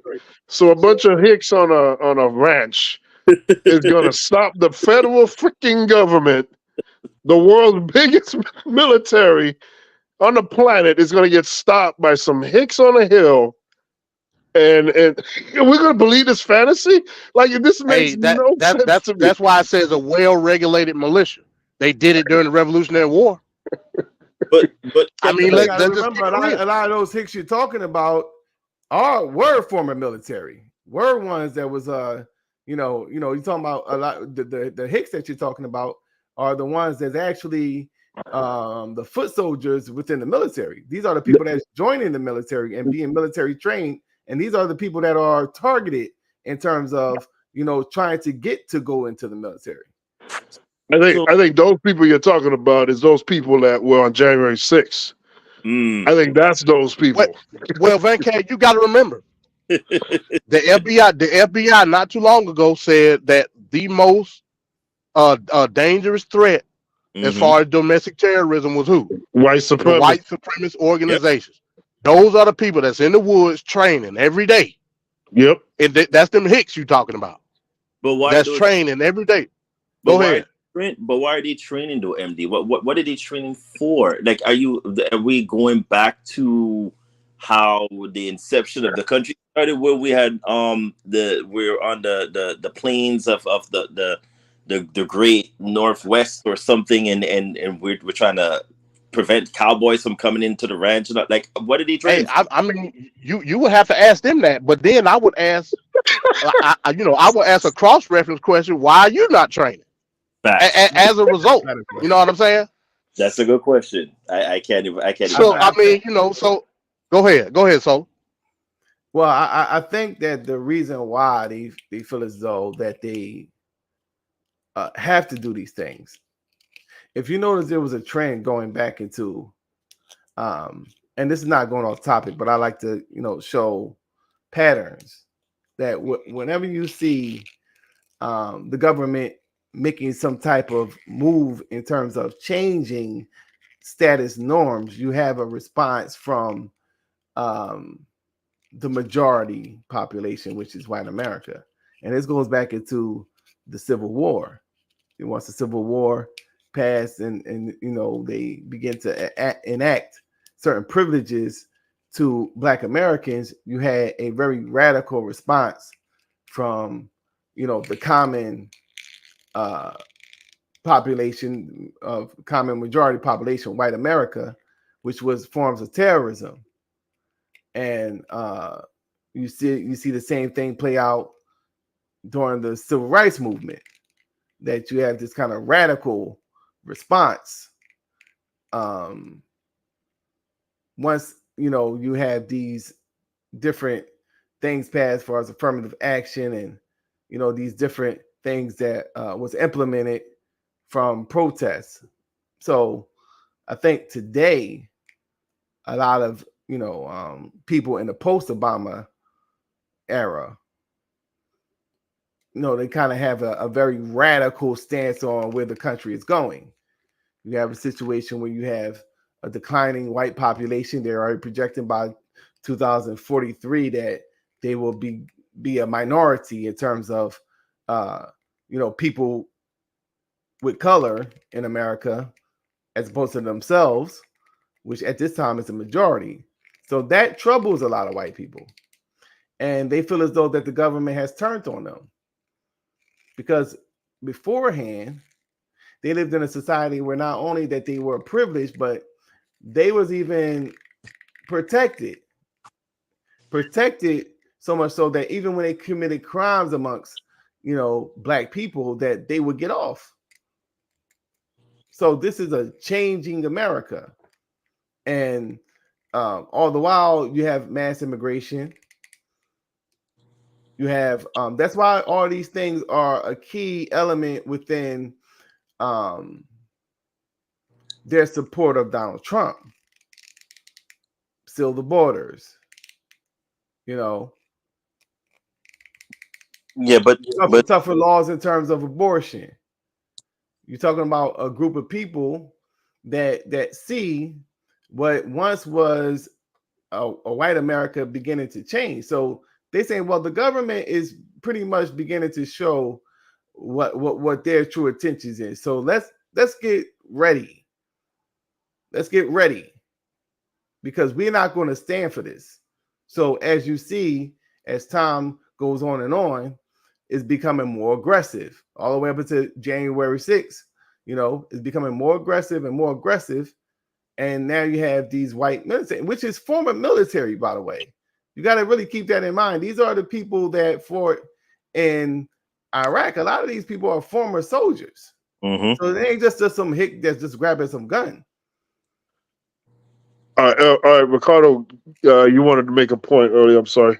No, you're good. No, I was saying, but whose fault is that though, Solar? That America's changing. That it's not, for them. Like I get the point that you're trying to, you try to demonstrate. But again, that's not our fault. That's the globalized world that you're in. Eventually, white people, and I hate to say it, would have to wake up and smell the coffee here.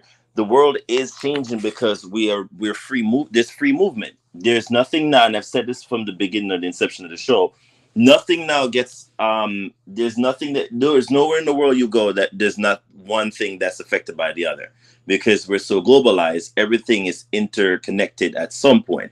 So I don't understand the idea why a white person will feel, oh my God, I'm losing the country is changing, and oh my God, like it's been predicted from years ago that it was going to change. So we're becoming more interracial, to the point where I guess in their mind, dilution is not a thing that they would accept. You're gonna have to accept it because it's here. Everywhere you look, there's something at some point. So the true definition of white, I don't know what would be a true definition of white to them, because at one point you had one drop and the one drop rule and all this nonsense that doesn't make sense. It's like if you look a certain way or you're projected a certain way. Like for instance, if I a particular person and I will go, okay, well that person is white, and they're gonna turn around and tell me, hey, but my dad is black. But I'm like, but we look fully Caucasian. How would I know if you're white or black? Like I would know, because based on we always use the skin color thing here in this country. So how would they know if the population is changing if they're just gonna go by appearance only? Like if I tell you in the world that we live in, I could say I identify as white, but I look black. So that's a whole other thing. But you know what I'm saying? Like I don't understand. Are they fearful of is it a skin tone thing, or is it just white supremacy being diluted and they're just terrified that everybody's gonna look mixed or black? Like I don't understand. Well, I would say to your point, Ricardo, it's a stupid thing, because it's from their own design. Remember, I always say, thank you. Somebody said it, because I was just, it's by their own design. Like right, because I've always said, right, when it comes to capitalism in and of itself is organically global. You can't have capitalism within the nation. It'll eat itself. You know what I'm saying? If we're looking at a hyper nationalized focus on capitalism, it'll eat itself alive based on deflation. It'll be so much competition within the nation, not enough money, that it'll be deflated. You can't have a capitalist society and not trade or do business with all the other nations. It's a global thing. It's naturally global, right? With that being said, the society changes. Again, what do we say, Van Cat? society in itself is naturally progressive. It's no such thing as conservatism, like in reality. That's right. You know what I'm That's saying? right. It's naturally progressive. So that means naturally, white people who are the genetic defects of the earth are going to be wiped off the face of the planet. That's just what it is. You know what I'm saying? I didn't choose it. They did. You know what I'm saying? So in the essence of what we call conservatism within the nation, these ultra nativist nationalists believe that their fight is to keep some type of culture alive within America. It's not going to happen. No matter how hard you fight it, no matter how hard you try, as we always say, Ricardo, conservatism is what is dead. That's just what it is. But as a result, we see all these spots of neo-nationalist terrorism going on, around the country. Great replacement theory, like a perfect example with the dude Gendron in Buffalo. Perfect example of it. So when we look at what these white people try to do, like I say, it's not all. I ain't gonna put that on all white people. But what a lot of these MAGA maniacs and these ultra neo-nationalists try to do, they try to preserve something that is not meant to be preserved because it's not within the natural order of things. As you saw, the world should be a capitalist society. You said it. I didn't say it. I agree with it. But it's going to be to your own detriment at the end of the day. Because as the economics go, so does the society go. Mm-hmm. Now, from a labor to elite aspect, yeah, you can make an argument if it should be there or not. But from the totality of the society in itself, it's meant for the societies to coexist, to mingle. I didn't choose for y'all to be genetically defective. I didn't do that. You know what I'm saying? So in that sense, you're gonna be wiped out. It may take a couple decades. Hell, it may take a couple generations. It may take a couple. I don't know, but eventually it's gonna happen if this is the type of system that you want globally. It's just gonna happen. Now that's not to say that what we call the system of white supremacy won't still exist, because I'm pretty sure in some facets it will. Of course, but in the case of your genetic survival, as Dr. Francis Cress Wilson would say, yeah, it's inevitable that's going to be wiped out based on the choices that you made. Yeah, well, I'm sorry. I just wanted to say, so I want to go into the final shooting or gun video that we have here. It goes back to like what Ricardo was saying about mental health. This goes back to 2012. Let's take a look at this video here.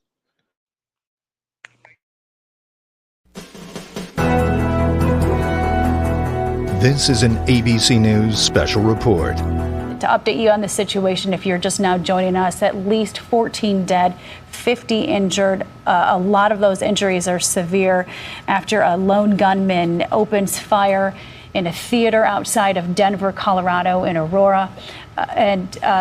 We want you to listen actually to this cell phone video that's just now coming into the ABC newsroom. This will be the first time that we've actually seen or heard this video, so take a listen.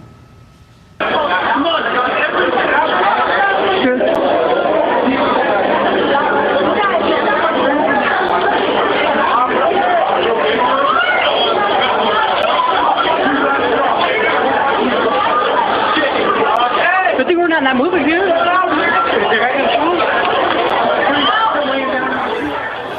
And you see images like that, and you can hear the panic, you can hear the chaos, you can see kind of the folks scrambling to get out of what must have been a horrible scene, and it just brings back these memories of Columbine. It brings back memories of Virginia Tech, these other mass shootings that the country has seen in recent years, and just makes you again, as always, wonder what could have been the motivation, who was this guy, why would he do this, and what appears at this point again to be a very well-planned attack, not only because of this explosive device. He brought in this canister, which reportedly could have been tear gas. He came with multiple weapons. He had explosives allegedly back in his apartment. This was obviously not someone who snapped on the spur of the moment. This was someone who plotted this for whatever reason we do not know just yet, but this was someone who deeply intended to inflict harm and take life, and so far he has taken 14 of them. 10-year years ago, on July 20th, 2012, 12 people lost their lives and dozens more were injured at a midnight showing of Batman: The Dark Knight Rises when James Holmes opened fire in an Aurora, Colorado movie theater. Holmes was ultimately sentenced to 12 life sentences plus an extra 3,000 years in prison for the mass murder. Before the massacre, psychiatrist Dr. Lynn Fenton spent months providing mental health care to Holmes, and after she spent years questioning whether she could have done something to stop the Aurora theater shooting from happening at all. Joining us now is Dr. Lynn Fenton, who co-wrote the new book, Aurora, the psychiatrist who treated the movie theater killer, tells her story about why she felt it was so important to share her story for the first time. Dr. Fenton, we thank you so much for joining us tonight. Holmes was a graduate student at the University of Colorado when he contacted the campus mental health center for help with his obsessive thoughts of killing people and his anxiety in social situations. You took his case and were the last mental health professional to see him before his rampage. Describe what he was like in those meetings that you had with him leading up to the shooting. Well, he was extremely anxious. And very awkward, sort of beyond just a smart and nerdy guy, but moved kind of awkwardly, almost robotically sometimes. And in talking to him, it was very hard to get him to say anything more than just a couple words or a brief sentence. And what might he say when he did say a couple of words? Well, he came in of his own accord, but it was actually at the behest of some of his supervisors in the neuroscience PhD program because he was so nervous and awkward in his lab presentations. But the thoughts of killing people, he just sort of added in almost incidentally, oh, I have thoughts of killing people, which is such a vague statement. And so I spent a lot of the 6 visits over several months trying to understand what was behind that. Was he going to do something? Were they just unbidden thoughts that he didn't like? But once somebody does tell a psychiatrist, I have thoughts of killing people, and obviously you have the confidentiality. So at what point are you able to kind of raise this red flag that you have this client who desires to kill? Holmes never did this, but if a person said, I have this target, there's a person I want to kill, or maybe a group of people, or I'd like to shoot up a theater, anything along those lines that's more specific than the vague statements that he had, then you can inform the police and have them look into that. And you can even put them on something called a mental health hold, which is where you can detain someone for up to 3 days to gather more information of what's going on. So shortly before the shooting, Holmes mailed you a notebook. Inside the notebook, which was titled Of Life, were Holmes' insights into my mind of madness, as he described it, that contained detailed plans of his desire to kill. The notebook arrived in your mailbox days after the shooting. What would you have done had you received the notebook earlier? Oh my gosh, if I had seen that, of course, I would have instantly called law enforcement. But I think he did it on purpose. Like a lot of folks who do events like this will have a manifesto of types that they send off just a little before the shooting. And essentially that's what this was. And it was an attempt to explain, why he did this, but it makes no sense to a sane person, but it really goes through the details of why he picked the theaters and how he cased the joint and, when he was going to arrive. And it's very chilling. And especially we see there all those pages of why. What are your thoughts about why we're seeing this rise in mass shootings 10 years still after that theater massacre? Why? It's really hard to say. I think some of that is perhaps some really twisted online culture. We know that young folks are struggling more than ever with mental health, so that may be a factor. And, no doubt the easy access to lethal means. Right. And you are right, because it does seem like we're seeing a lot of 18, 19, 20, 21-year-olds pulling the trigger in these mass shootings. You're right. Okay. All right. So Solar was making a point earlier, so we'll go back to Solar. But as you can see in the video, how they broke down his psychiatrist that he was seeing before the shooting and all of what happened afterwards. So go ahead, Solar. I gotta remember what I was going to say. Um, um, what was I forgot the point that I wanted to make on the last um video. What were we talking about? We were talking about. Go ahead, Venkat. Yeah. We were talking. I think we was talking about the gun violence and the right to carry, and but I yeah, I didn't, I kind of lost my train of thought, but it was within that realm, but yeah, I lost it. All right. And what about this whole theater shooting? I know, like back in that time, you're hearing about people getting shot up in the theater. So even back then, I can remember being worried when the lights are out. You're in a vulnerable position, and we've seen all kinds of shootings and all over in all kinds of scenarios in a church, in a supermarket.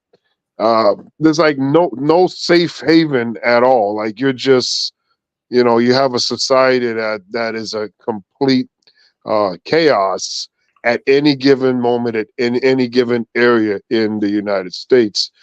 And I mean, there's so many issues there. Just the obvious, terror in the society, but then also how that affects business in general too. Who wants to go somewhere if they feel like there's going to be violence breaking out or potential for some harm to happen? So the gun issue is a huge issue. You're losing lives. That every life being lost, that's an opportunity for workers, for customers, for money to be made, and all these things. Besides the fact that you lost a life, that should be above and beyond. But it's just an inefficient society where people are just getting killed off. And then with every death, there's hysteria, and then maybe 2-3 days later, then it calms down. Then there's a new one, and it calms down. Like this trend is forever going. And to go back with the this guy and many others, the mental health issue. So Ricardo talked about earlier about do we want to use it as a crutch for all these incidents and whatnot. But then we also can't ignore the real life mental health people that are walking around us in society that we don't even know. Yeah. I think definitely the rise of the mental health, that needs to be dealt with. I think also, and it's just where my mind goes. We really need to look into like the MK Ultra thing, And I know that sounds crazy to some people, but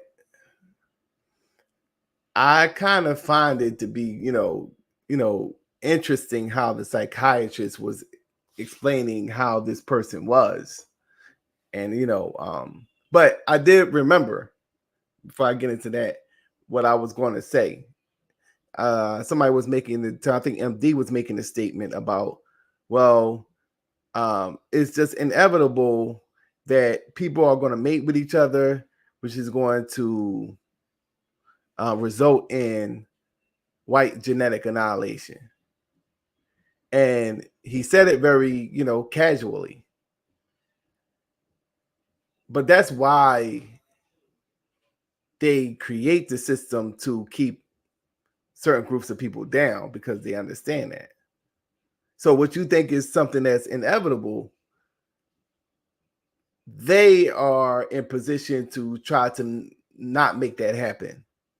So when we look at this thing on a macro level, we got to understand that, well, yeah, you got into, well, why do the 1% don't want to give, to the 99% and all that? Because the majority of that 1% are white folks, and they designed a system that is based off of the fact that they're white, and within the system, white people get privilege over other races of people. So when you begin to see that system collapse, you're going to have a certain response from white folks.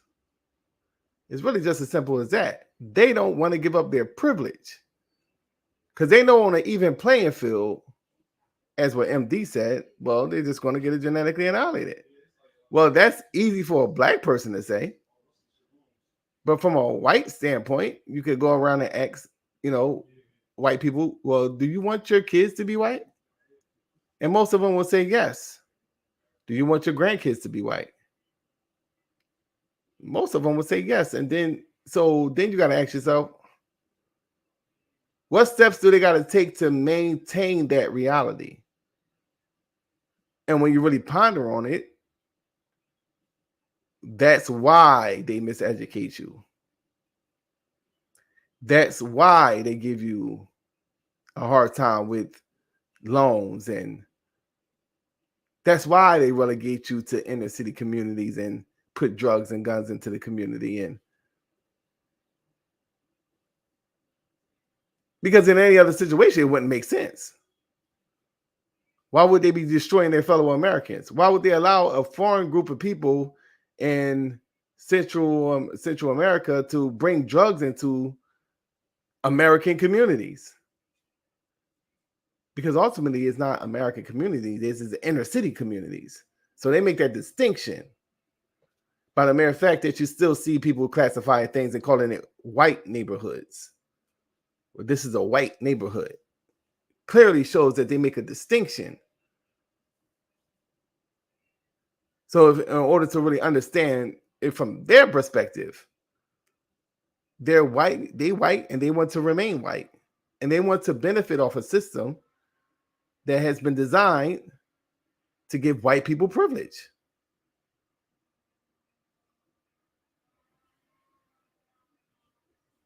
All right, thanks, Sola.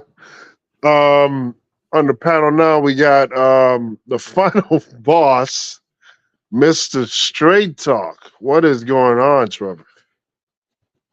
It's about time. Yeah, well, y'all finally talking about something that I feel like I have to come up here for. First of all, y'all wait for the next segment. It's right up your alley. Yeah, we can hear you. All right, so peace to everybody on the panel. Stolen Mind, what's going on, man? I haven't seen you in a while, man. Peace. I just got one. At first, I got a question for MD because I don't want to misrepresent you. Earlier, you were talking about not being for gun registration, which I agree. I don't think, especially in the state of Florida, you shouldn't register your guns. None of ours are registered, and things to that nature. Why do you need to register them if you're a law-abiding citizen and you have the right to carry them? Why you need to register them with the government? You have to register your car, right? But that's different. That's registered, right? That's for insurance purposes. Let me real quick before you finish. Why would you need registration when there's proof of purchase at the? That's why I said the loophole is the issue. And I don't believe in the loophole. That's what I'm getting with, MD, is if you could legally purchase a gun in the state of Florida where a bill of sale will suffice. As long as you can show proof of ownership, you go to a gun show, you can show proof of ownership. But you did say, and this is where I don't want to misrepresent you. You said, I think you then turned around and said that in some cases they should be registered. So you can't have it both ways. Well, no, let me clarify what I was saying. I was saying in terms of how we view, and I was actually leading to what I just said. In the cases of how we view registration, yes. If you have a history on your background, now first and foremost, let me say this. I think at any point in time, even if you're a felon, you have some type of, in Georgia, if you have any case of domestic violence, you can't own a weapon, right? Mm-hmm. In the case of how I'm talking about registration, in terms of your prior history. Now, but that's not necessarily saying that you registering it with the federal government. I'm not saying that. Just saying that you have that asterisk next to your name in terms of who you are, what you did, so on and so forth. I do believe in that. So it raises a red flag. Yeah, red flag law. Yeah, I don't have an issue with a red flag law. Okay, so it's just like me. Like I have, I've been arrested a couple of times, but nothing. I don't have any felonies, so which is why I could, why I could carry. But so okay, so I got that cleared up. We want to. So the next thing is because I knew this was coming. This is what I was waiting for. The whole mental health thing, because you listen to me for more than 5 seconds, you know how I feel about this. Let me just pull up a stat here. So between 1982 and 2023, there's been 149 mass shootings carried out in the United States. 80% of them have been carried out by white people. 26% by black. Those are the only two that I care about for this statistic. And of gun owners in the United States, 38% of them are white and 24% of them are black. So black gun owners are kind of right up there. I mean, it's what, a 12% difference, but they're still up there with white gun owners. Now, we always like to say that, oh, black people are the majority in prison, without figuring that we're outnumbered by 40 million. So in this case, we're going to look at it this same way. 80% of mass shootings in this country have been carried out by white people. So do we have a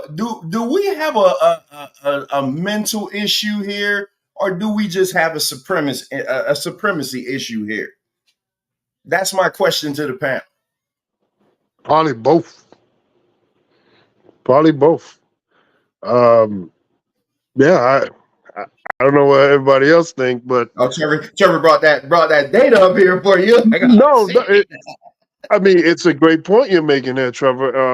But the funny thing is, and I always think about this, is that one segment of a group can do something, and the small majority of that group will do something, and it becomes the entirety of that group. Here you got white people, overwhelmingly, usually it's white males, usually the younger ones, and they're doing that. And yet we have this idea that when we see someone walking down the street that's black, we walk the other side of the street because they're going to be the violent one. Meanwhile, we have white men killing people at an alarming rate, and they're not getting any of that baggage. So to that point, so I'm glad you brought that up, because you guys know that I just recently found out about King Von. So yeah, I'm late. And I've been looking into his story and everything like that. It's funny though, like we won't say that he had mental issues. We'll just say that he was a savage. But we always afford grace to the white people that have a known history of doing this. I was watching a video the other day of a guy that plotted to do a mass murder in a McDonald's. This happened in the 80s. Like, there's documented the first mass shooting. Yes, there's documented history of this happening, but when they do it, the first thing you want to do is give them a little grace and call mental. Me and Venkat have had this war forever about this whole mental issue. I agree with him that sometimes it is a mental issue, and that's a problem in the policy right there, how people with documented mental issues can purchase firearms. So I have an issue there. But for this guy that you're showing, the Aurora guy that did the shooting in the movie theater, all that shit is planned. Dylan Storm Roof, all that shit is planned. You have the you got the guy that went to the grocery store. There's videos of him planning this thing out. Yes. The Columbine guys, We like to say, oh, because they're kids and they were bullied my ass. I got bullied when I was a kid. Never once. Did I ever? My dad is a gun owner. Like my dad got gats, and never once did I ever say, you know what? Let me go break into the gun safe and get a gun out and go take care of business. Never once did I do that. So what? I'm just saying. I'm okay with giving the mental issue to a very, very small percentage. But when I show you a stat that 149 of the mass shootings was committed by 80% white people, because the same way that they could say it's 2 million of us in prison, most of them nonviolent, by the way, but the same way they could see is 2 million of us in prison, and they try to judge all of us off of that. We always get judged by the worst of us. Is the same way I could turn around and say, hey, y'all are on some supremacy shit. And that's the reason why they're doing it. They ain't got nothing to do with no mental stuff. But that's it. I'm gonna land my plane. I'm still listening, but I'll be interested. Hold on, Trevor. Don't leave yet, because I'm telling you, the segment is on you right now. Go ahead, MD. I was gonna say, yeah, I 100% agree with that. And also, the way that we look at doctor-patient confidentiality, I think that's some BS too. Because ain't no way that you can justify watching an event happen and try to hold it up under some type of HIPAA law, or, to me that's BS. You know what I'm saying? If you see the signs, hell, if it was me, I would be obligated to let law enforcement. And then you think that she should have done more? The psychiatrist of that the Aurora shooter, she sat there and said that the man told her that he wanted to kill somebody. Again, it's one thing to psychologically try to break down what that means. It's another thing to speak words into reality. Like I said, again, I'm saying the way confidentiality works, I think is broken. I think it's broken because this has happened multiple times where psychiatrists know exactly what's happening. Then when it happened, it's too late. Now she said if she would have got it sooner, she would have turned it in. That would have broken confidentiality because it came from the patient, even in written form. That's how HIPAA law works. So she basically double spoke in the interview, is what I'm saying. I don't think that doctors should have any right to negate information based on confidentiality. I don't think that's crazy. Hey, I agree with you. I agree with you, MD. Oh, by the way, back in December of 2023, we had this headline here. More than 40,000 people were killed in gun violence in 2023. That was by December, early December 2023. That's crazy. All right, so I want to get to this next video here. I think it'll be interesting. Got to hear what the panel thinks. You should have probably heard of it. If you didn't, it's a very interesting watch. This is a preacher, and he has a lot to say about MAGA. Some of you bring politics into the church. You think that politics is spiritual stuff. Politics is of this world.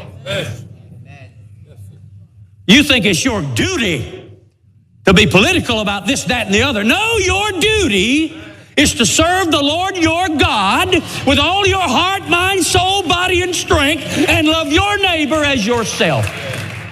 Don't be talking to me about my spiritual responsibility to vote.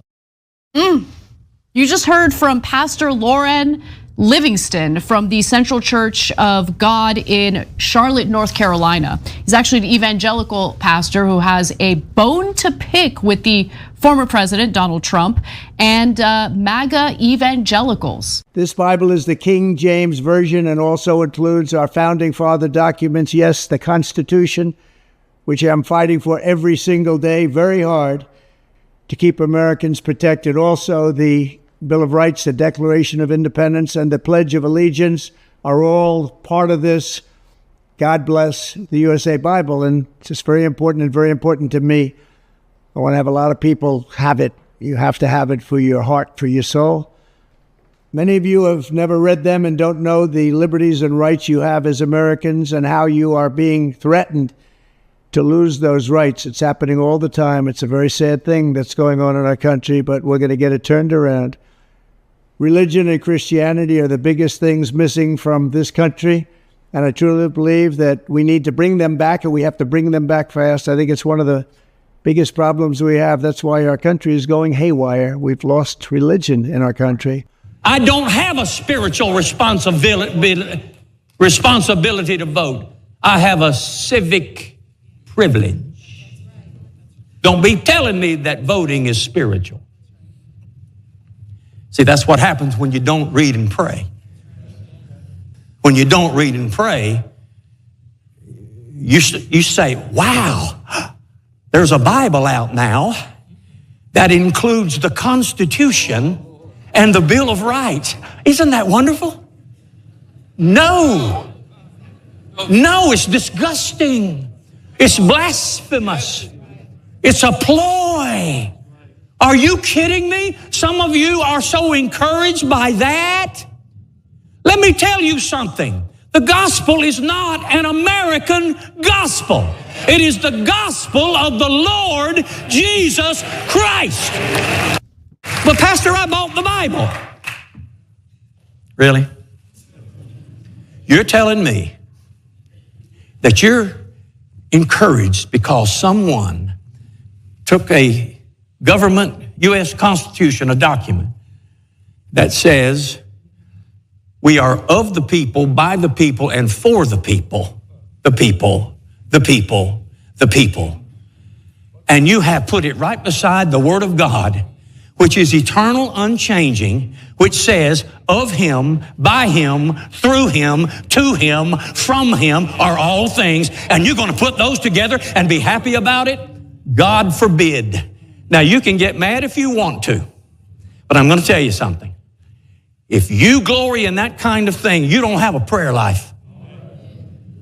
If you glory in that kind of mess, political mess, you do not know what the Word of God says. Are you going to tell me that it's okay to stick a Bill of Rights, our rights, American, just Americans, in God's holy Word and turn this whole thing into an American Bible with an American gospel? Oh, some of you are really upset with me right now. But I'm here to tell you that is a cheap ploy.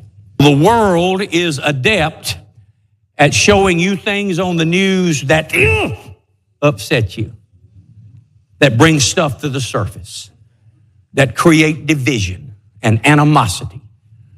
That's their job. It's the devil's job. They're doing the devil's job. They can't tell the truth because they are not of the truth. And when you watch it and you say, my, look at that. I didn't know that. Well, you haven't heard the whole truth. They get stirred up about what's being done to them and what's happening in politics. Yeah, I loved what he said there. Yeah. I personally loved it because it's so true. You're not getting the full truth. It rips relationships, people, Americans apart. I know that he's trying to make a point about not making religion and the Bible specifically an American thing, which I also agree with. But yeah, I thought what he said there was pretty powerful. Yeah. So, and I don't know if he's referring to the culture wars, but the mainstream press, which includes Fox News, do you use the culture wars to divide us, right? So MSNBC says this, Fox News says that, but on all economic issues, they both agree we shouldn't get anything, only the rich should get stuff. So if that's what he's referring to, I agree with him on that too. But guys, look, if we're back to the religious perspective, I mean, what a charlatan Donald Trump is. We were showing you the clip on next to Anna earlier when he couldn't figure out how to hold the Bible outside the church. There it is. And then he held it down upside down. Like, look at him. He's like, what is this thing? Well, how do I hold it? He can't figure it out. He said, nobody holds the Bible like that. What is that? What is that? Okay, I'm not even Christian, and I know nobody does that. Bible. It's a Bible. Yeah, we know it's a Bible. You No, God. the guy's like, is that your Bible? He's like, it's a Bible.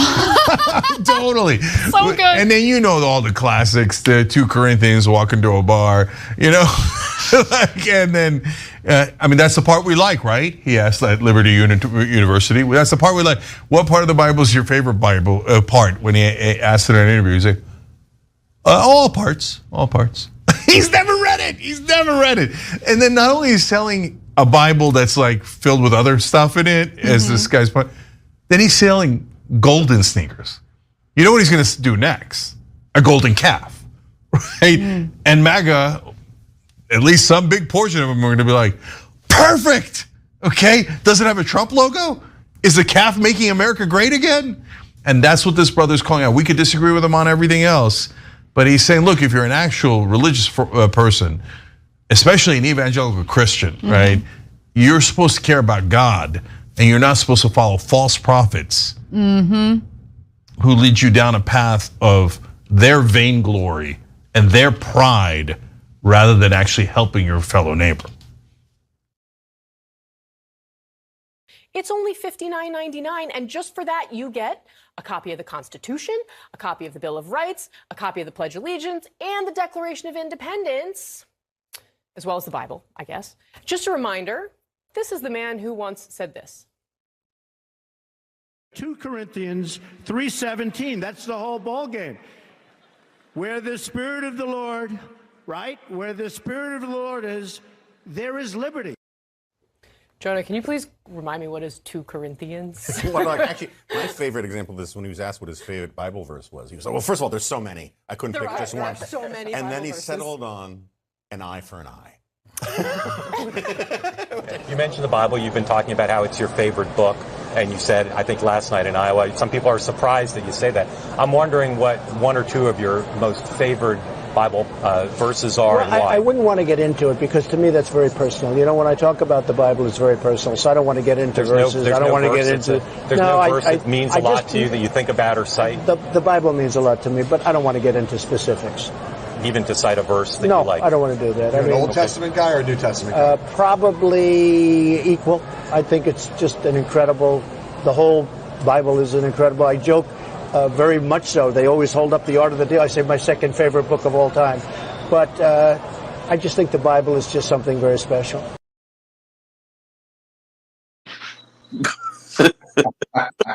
All right. All right, there we go. Hey, Venkat, hold on real quick. I was in the middle of watching TV with the missus, so I'm gonna run after I talk. I'm gonna say something on this. Yeah. Yeah, go ahead. Good. All right. So real quick, one of the guys mentioned this, and I'm so glad he talked about the golden calf. You're not familiar with the golden calf. When Moses went up to get the law, basically the people rebelled and they couldn't wait long enough, so they created this golden calf to start worshiping it like it was God. And so what we're seeing now is that in coming to light right now, they're worshiping Donald Trump. I think it was on Tapers Politics last week, or it could have been on God and Government, where we were talking about the reason of the 501c3. This is the exact reason for the 501c3. It was to not allow people to be influenced by their religious leaders, because as you guys see by the text that I show you guys, religious people are crazy. They do whatever their leaders tell them to do. So this guy that's preaching, what I agree with what he's saying. I think black people should vote. Shout out to Solar and MD. Because that is literally the only power you have to exact any type of change. You're not going to get it by yourself because there is no imaginary black land. But we can get into that on another episode. But this you gotta keep the religion out of the church. But it's so funny. When I used to go to church 3 years ago, whenever you always knew it was election time coming up, because Pastor would always tell us, oh yeah, we got such and such representative in the house today. I'm like, well, nigga, you wasn't. I haven't seen you. I haven't seen you in a whole calendar year. You haven't handed out food. I'm the one handing out food on Saturdays. You haven't shook anybody's hands. But now, when it comes time for the vote, now you're in the building. Religion is completely bastardized. That's why the Bible says, "The word have I hid in my heart that I may not sin against you." Him holding up that Bible means absolutely nothing. Sure. He could throw that in the trash can along with his career, and it'll be just the same because it means absolutely nothing. I agree with that guy that's preaching. No, don't necessarily agree with everything he says about the civic duty and stuff like that. Yes, you do need to keep church and church separation of church and state. I think that was God and government.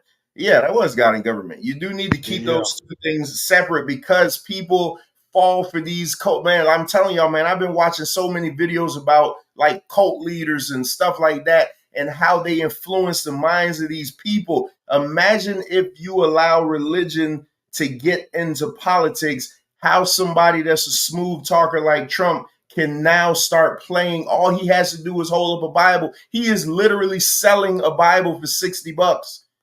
The U.S. Christian version ain't no such thing. Like he's literally selling the Bible for $60, and people are allowing that because all you got to do is say God, and everybody will rah and wave the pom poms for you. That doesn't work for me, brother. But I'm listening. I'm just I had to interrupt the date, man.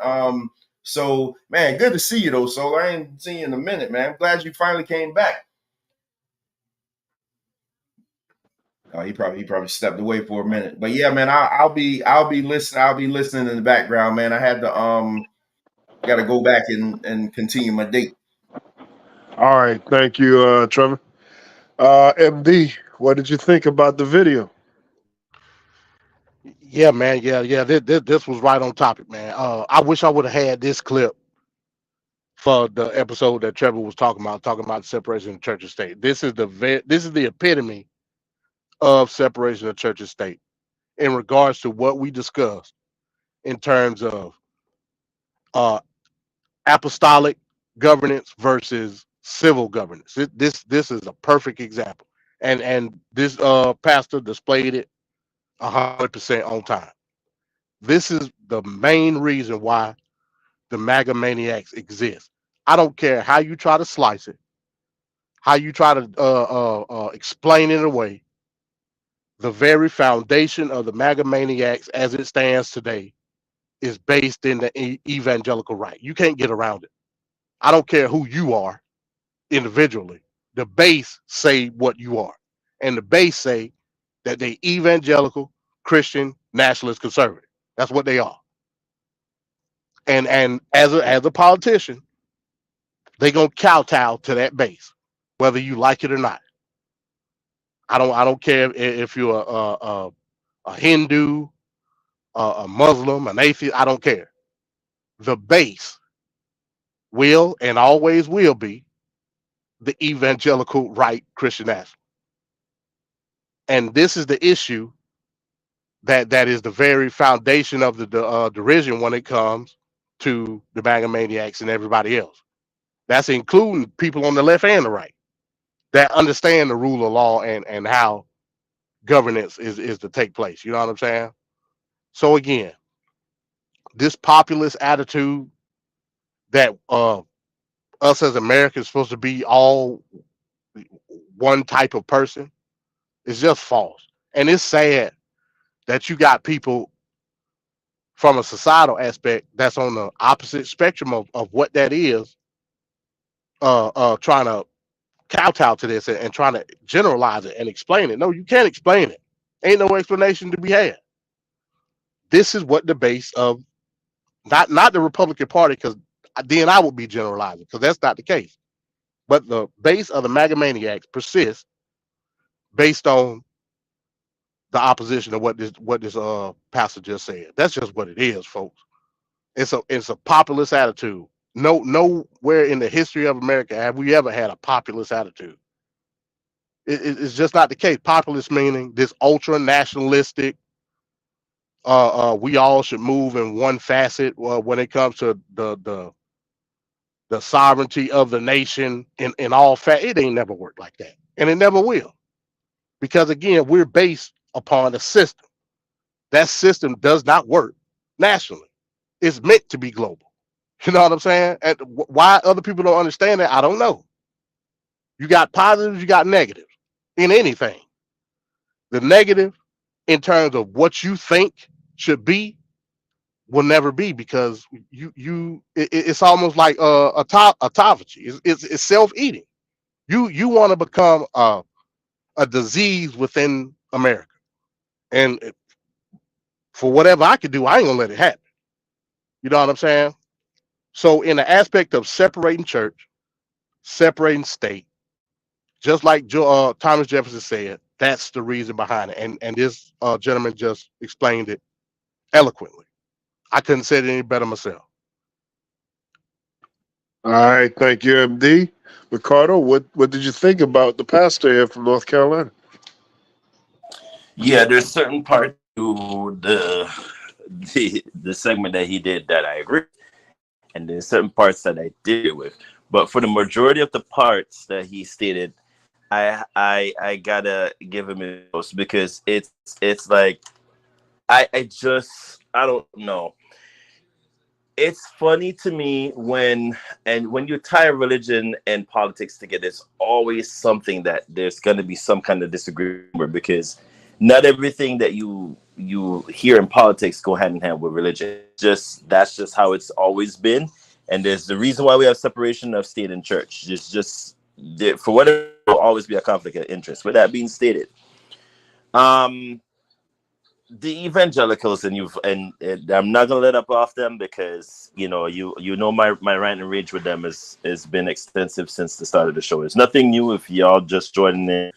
I have a love-hate relationship. No, in fact, I'm a liar. I have a hate relationship with the evangelicals, and the reason being is because sensical way of thinking and doing, and I guess it's the notion of them being tied with politics and the white supremacy and all of that mixed up in the national, all of that mixed in one, created what we now see in this, God he knows, I don't even know what to call him anymore, babbling fool named Donald Trump. And when you even see him holding the Bible, even not even the one where he was in front of the Washington church, it's this one where he was holding the brown Bible again. It's like, what is with him holding the Bible? It just looks so awkward and weird to me. Can you hold the Bible correctly? That's when you know somebody who doesn't go to church, has nothing to do with religion, has no affiliation to religion at all, holds something and it looks awkward. Like that to me is just odd. The second thing is, why are you selling Bibles for $60, sir? Why? I could go to Dollar Tree and get one for $1. But again, like Trevor said, it's the fact that you could put Christianity and whatchamacallit in something, and they just sell it to the masses. The masses eat it up like morons that they are. It's a Bible. I mean, come on. Why are you profiting off? But I know better. Why are you profiting off something that is probably the most read literature? Would we call it that, the most read literature? In the world history, yeah. In history, you're going to profit off that.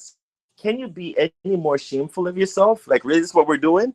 No. So we're definitely heading to the golden calf next. It seems to me that he can't do nothing wrong in these people's eyes. Like, wake up. So and then the pastor, him saying well, I don't know if he's a pastor or a reverend, saying what did he say? Something to it's a privilege, something like that. To the I think that's what he said in the video. Yeah.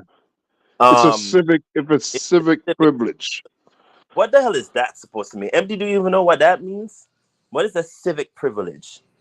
Like it's exactly what it says. It's a civic privilege, meaning you have the right to vote, but you don't have to. It's a privilege. It's a privilege. It's a privilege in terms of your access as a regulated United States citizen, because we all know if you get arrested for various crimes, that privilege can be taken away. Because the way he said in that context, so in that case, if I choose not to do my taxes, then I should be arrested as well, because that's also a civic privilege. You could choose not to do your taxes. You can look at it that way. Hell, that's how I look at it. To be honest, don't be Wesley Snipes. No, but you know that's coming into fruition. MD, I'm not sure if you heard about this week where put into legislation that he wants to pass a law that states if you do not do your taxes, he's going to charge you $500,000 or something to that effect, and you're gonna it's gonna be a civil what you call it. It's something along that lines, but the legislation is there, and it's Biden that's wanting to pass that, and I'm saying to myself, well, that's interesting. So the fact that he I saw that.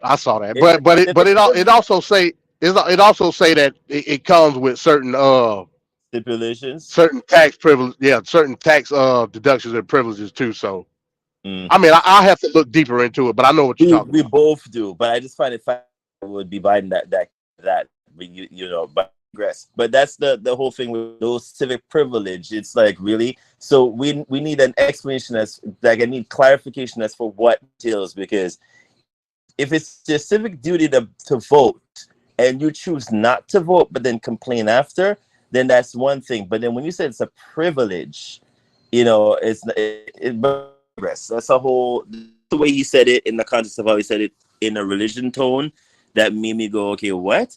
But yeah, all in all, just to bring it back, I just find it interesting that, you know, these religious people that are in church who are doing sermons, they're doing all of this. I implore them, and I will say this again, there's one thing to do preaching and be on that platform and say all of this about religion and whatnot, but call out the biasness and whatnot when it comes to the individual that is running. We're not going to just do this whole thing that appeases you in the moment or that appeases the context of again what we spoke about earlier about like the minority thinking, or the white privilege, not the white privilege, but the white supremacy people thinking, oh my God, you know, the white majority is falling out. And this has always been my issue with this whole religion and politics thing and going hand in hand.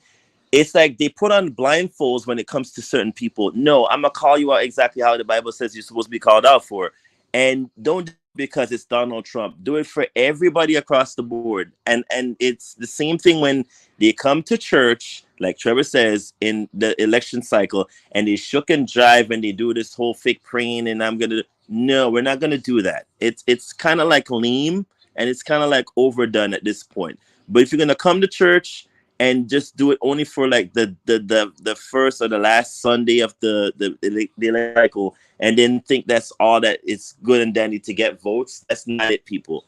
That's not it. So it's the same thing with this preacher going on and on. Like I said, there's some things I agree with him in the video about, and then there's certain things I was like, what? No. But you know, in politics and religion don't work. They never should. There should be a separation of state and church, and I've always stood by that. But you know, when it comes to Donald Trump, it seems like anything goes, and we're rewarding bad behavior. And again, no religious person is calling out the fact that he's selling the Bible for $60. But I digress. This is America, capitalism rule, and it's always going to be the case. So, rah rah rah with the pom poms, like Mr. Straight Talk says. Hey, by the way, Ricardo, I was driving home the other day from work, and there was some guys on the side of the road, and they were giving out Bibles for free. So, I mean, $60, that's a hell of a... Right. I don't know. That would have been the better propaganda if he was giving out the Bible for free and it was golden. But nah, he ain't going to do that. That's not Donald Trump's mantra of doing things. He has to make money off every damn thing. I would worry about buying a Bible from Donald Trump, because then would some of the pages be missing, or like some of the words in the text be off or something like that? Because he does everything as cheap as hell, cheap as he can get it. So I wouldn't trust anything from Donald Trump. Trevor did mention here DeSantis is going against Title IX. MD, you heard anything about this? No, I haven't. Let me look it up real quick. Hold Oh, on. yeah, you definitely. Yeah, Solar, what did you think about the preacher, what he had to say about MAGA, Trump, and this whole Bible selling catastrophe. Solar party not available at the moment. Okay. All right. So let's move on then. We're gonna go to session, lame duck session, and we have some stuff we need to cover in the lame duck session this week. Wild stuff, unbelievable stuff. Let's get right to that. First things first, in this lame duck session. For the United Nations General Assembly to share the extraordinary progress we've made. In less than 2 years, my administration has accomplished more than almost any administration in the history of our country. America's so true.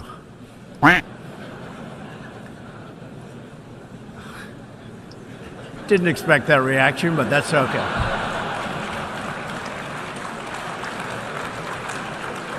Right. Ladies and gentlemen, we got him. You're trying your best, but it never feels like enough. I started having second thoughts almost the moment I sat down on the plane. Lights off! Off! Turn them off. They're too bright. Turn them off. Turn them off. Let's go. Ready? Turn We go back a long way. She was 12, I was 30, but anyway. So I changed my return flight and flew back on the first available flight I could take. I'm sick and tired of smart guys. I'm sick and tired of ordinary people being fleeced. I'm tired of being quiet. I'm sick and tired. I'm just sick and tired. We have this notion that somehow if you're poor, you cannot do it. Poor kids are just as bright and just as talented as white kids.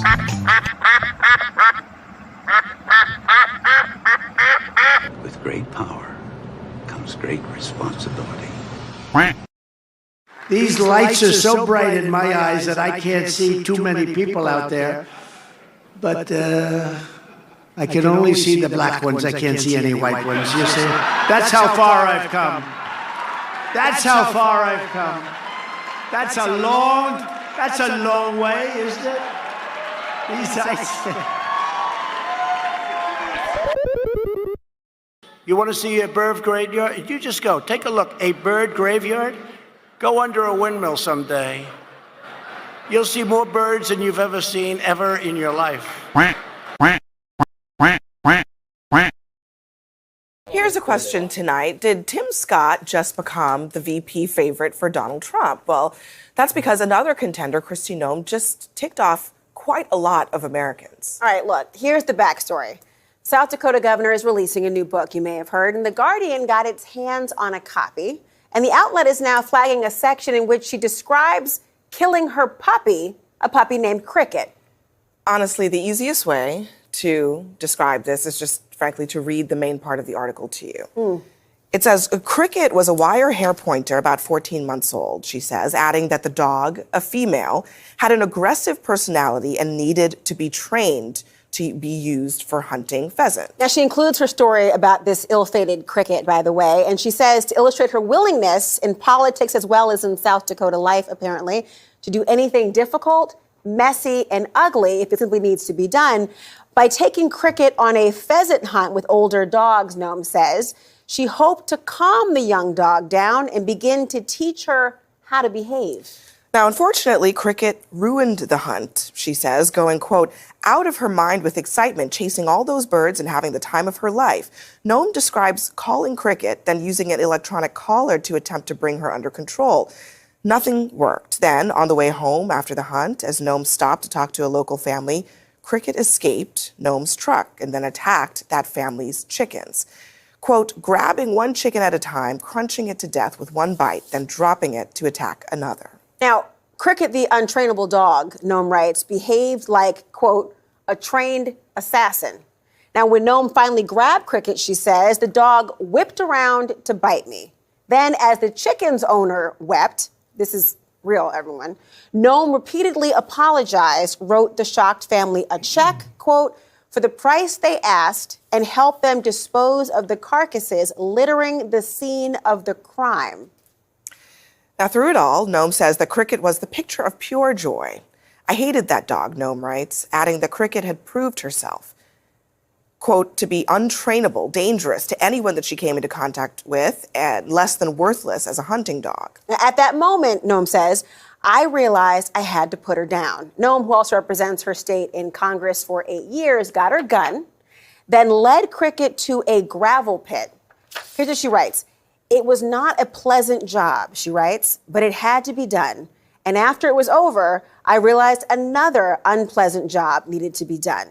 Incredibly, the tale of slaughter is actually not finished at this point. Her family, she writes, also owned a male goat. Now, the male goat was nasty and mean because it had not been castrated. Furthermore, the goat smelled disgusting, musty, and rancid, as I guess goats would. It's a goat, but okay. But that's another story, because it and it loved to chase Noam's children, knocking them down and ruining their clothes. So okay. So she decided this is real. This is real. So she decided to kill the unnamed goat the same way she had just killed Cricket the dog, but thought she dragged him to. But though she dragged him to a gravel pit, the goat jumped as she shot and therefore survived the wound.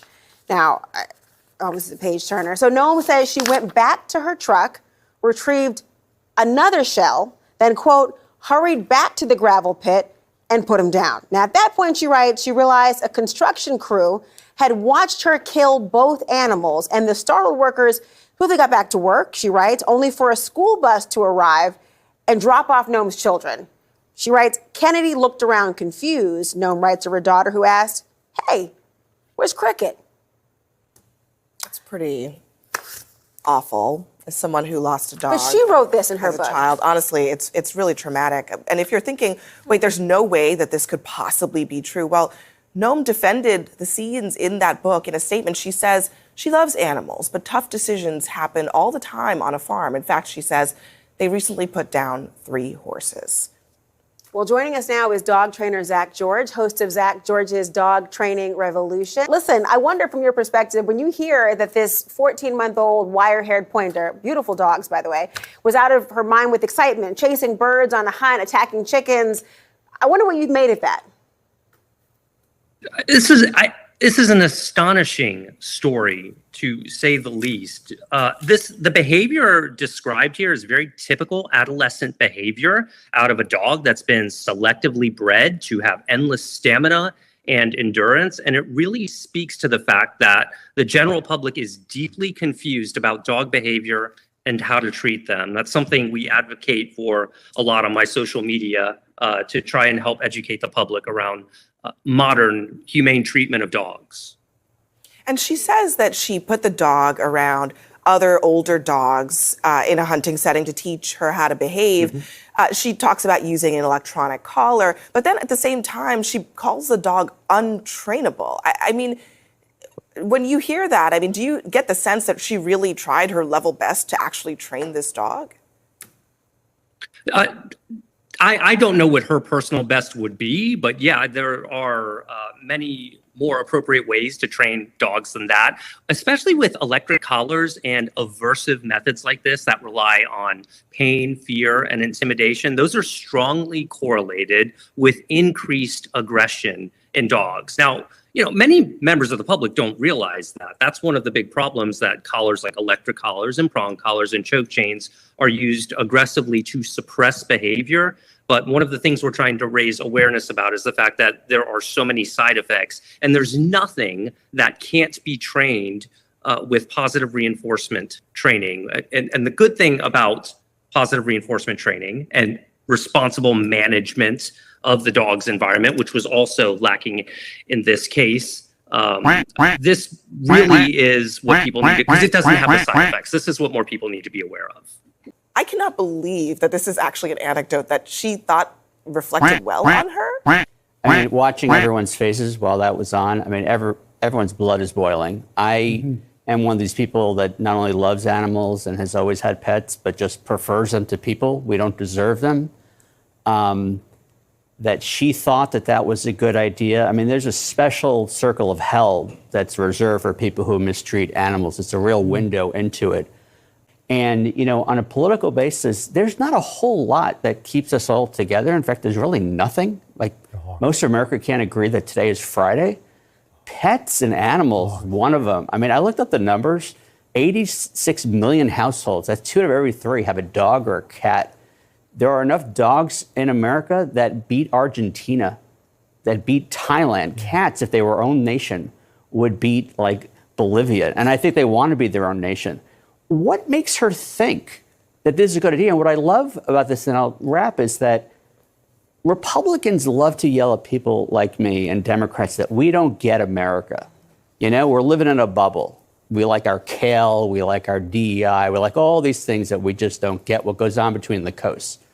What America is she living in where people think that it's a good idea to talk about, to do what she did, just walk around killing goats because they smell, as if goats don't smell, and to kill puppies because they bother her? This is someone who thinks they're in touch, and what's most pathetic about this is that Donald Trump won't care. You know why? Donald Trump's the only president in American history, from what I could tell, that has never owned a pet. That is hard to swallow is the way she flippantly mentions her child showing up and finding the dog gone. It's wild. That's why I have a little bit of childhood trauma in that vein. And if you have a kid, I would never do that to my child. It's just you got to wonder why she put that in there. If there's 10 other things that she thought she would get this out there. Yes. Like she's shooting elephants with Don Jr. or something. No, I think there's an element here where she thought this made her look masculine. I've seen women who are on the Republican side pick up guns, talk about hunting more than they do. Okay, I grew up in Southern West Virginia. I'm comfortable around those things, but they overstate it or they overdo it as a way to sort of take up that banner of masculinity. And she doesn't think it's going to work against her, by the way. There's a difference between hunting and execution. This, to me, is a character flaw.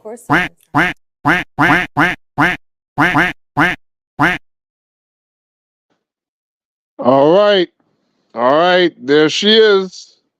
Put the spotlight on number 36, trash bag human of the week. We're talking about the lame duck, Kristi Noem. We'll go with Ricardo. Ricardo, what do we think here about good old Kristi? Where do I begin? So, if anyone knows this country quite well, and you could do whatever you want to do, you could be lewd and lascivious and do all of this stuff and be caught doing certain things, but the one covenant rule I was always taught is never you ever harm an animal and think you're going to get away with it and even speak about doing so. Miss Noem was given the opportunity to clean up this whole thing because this started from last week, and she was given the opportunity to fix it because the optics of this whole thing just was from the get-go was terrible. And they asked her again, and she doubled down and said, yes, I did it. Listen to me, ma'am. You talk about killing puppies. You talk about killing a puppy, and you talked about killing a goat. Ma'am, what are you doing? You thought this was going to resonate with people and get you votes and to get you the VP job that you're vying for from Donald Trump? He wants nothing to do with you now. He's looking at you like, who is this woman? I don't know her. But he's probably gonna be like Mariah Carey. I still don't know her. What are you doing? What are we doing? I don't know her. I still don't know her. What are you doing, ma'am? No, Miss Noem, what are you doing? This is what you do. This to try to get votes. You thought this was gonna get. This is the first time in a long time that I've noticed everybody across the aisle agreed all at once. It's a hell no. What do you talk about shooting a dog? Really, ma'am? That you couldn't have brought it to a shelter or something. Let them, and it sounds bad for me saying it. Let them get rid of the dog for you. You decided to shoot a dog and wrote it in an autobiographical book at that. I feel like singing, those commercials where it's like, in the arms of an angel. Fly with the dog, the sad puppy looking sad with the tears and wanting that. This is what you're doing, ma'am. This is what we're doing. It's a hell no. She's worse than a human scumbag. She's just deplorable. It's a no, a hard pass no. No, ma'am.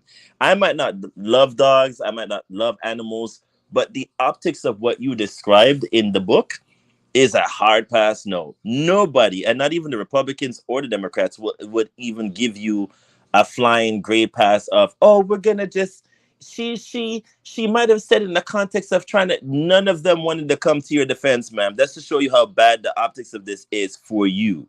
Not even Donald Trump is opening his mouth to say anything right now because he knows damn well not to. This is a hard pass no. So you really did deserve the lame duck of the week. You're the human trash bag of the week. In fact, you're going to be there for a very long time.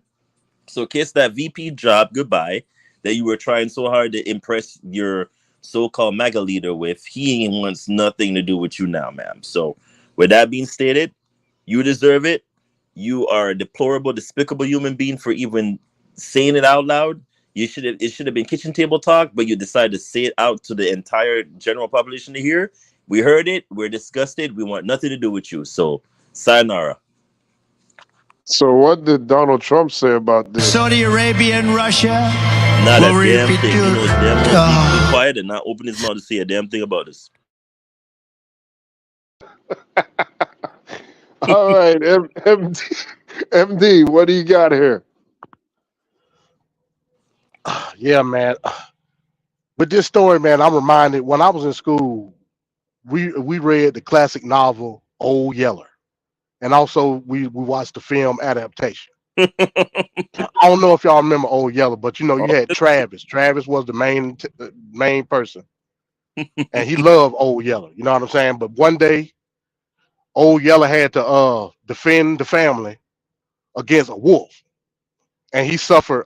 It wasn't I guess you could call it a fatal bite because he contracted rabies. So Travis had to, unfortunately, take Old Yeller out to the pasture and shoot him, and it devastated him. But he had hope because Old Yeller had puppies with one of the neighbor's dogs, and he saw a future for Old Yeller. This ain't that situation, folks. It just ain't. Again, I come from the South. I was in places in my younger days when I was on farms and stuff like that where I saw animals being killed. You know what I'm saying? It ain't nothing new to that type of person. Let's just say she shot the puppy with a shotgun. Hey, at the end of the day, it ain't. I can't explain none of that away. I just can't do it. But here's the unfortunate situation: the MAGA maniacs don't give a damn, and they're not gonna give a damn. Surprise, surprise.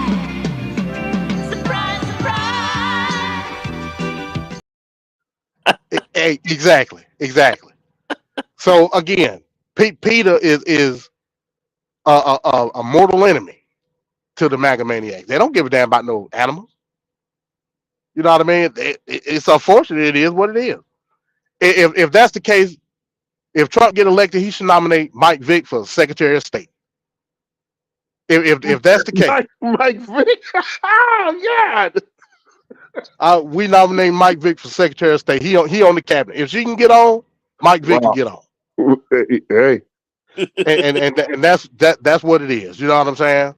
So at the end of the day, it was a dumb thing to say, but at the end of the day, I understand what she's doing because she's trying to identify with the MAGA maniac. That's her job. And some might say that she did just that by telling the story. Talk about being around goats and dogs and shooting them, and the MAGA maniacs, they can identify with that. No, MD, but shooting them though, like you talk about, man, you'll be surprised, bro. That ain't it. You'll be surprised, man. Hey, let me take you around where I come from. You'll be surprised, bro. Surprise, surprise. Surprise, surprise. You'll be surprised, man. I'm just being honest. Here's one story.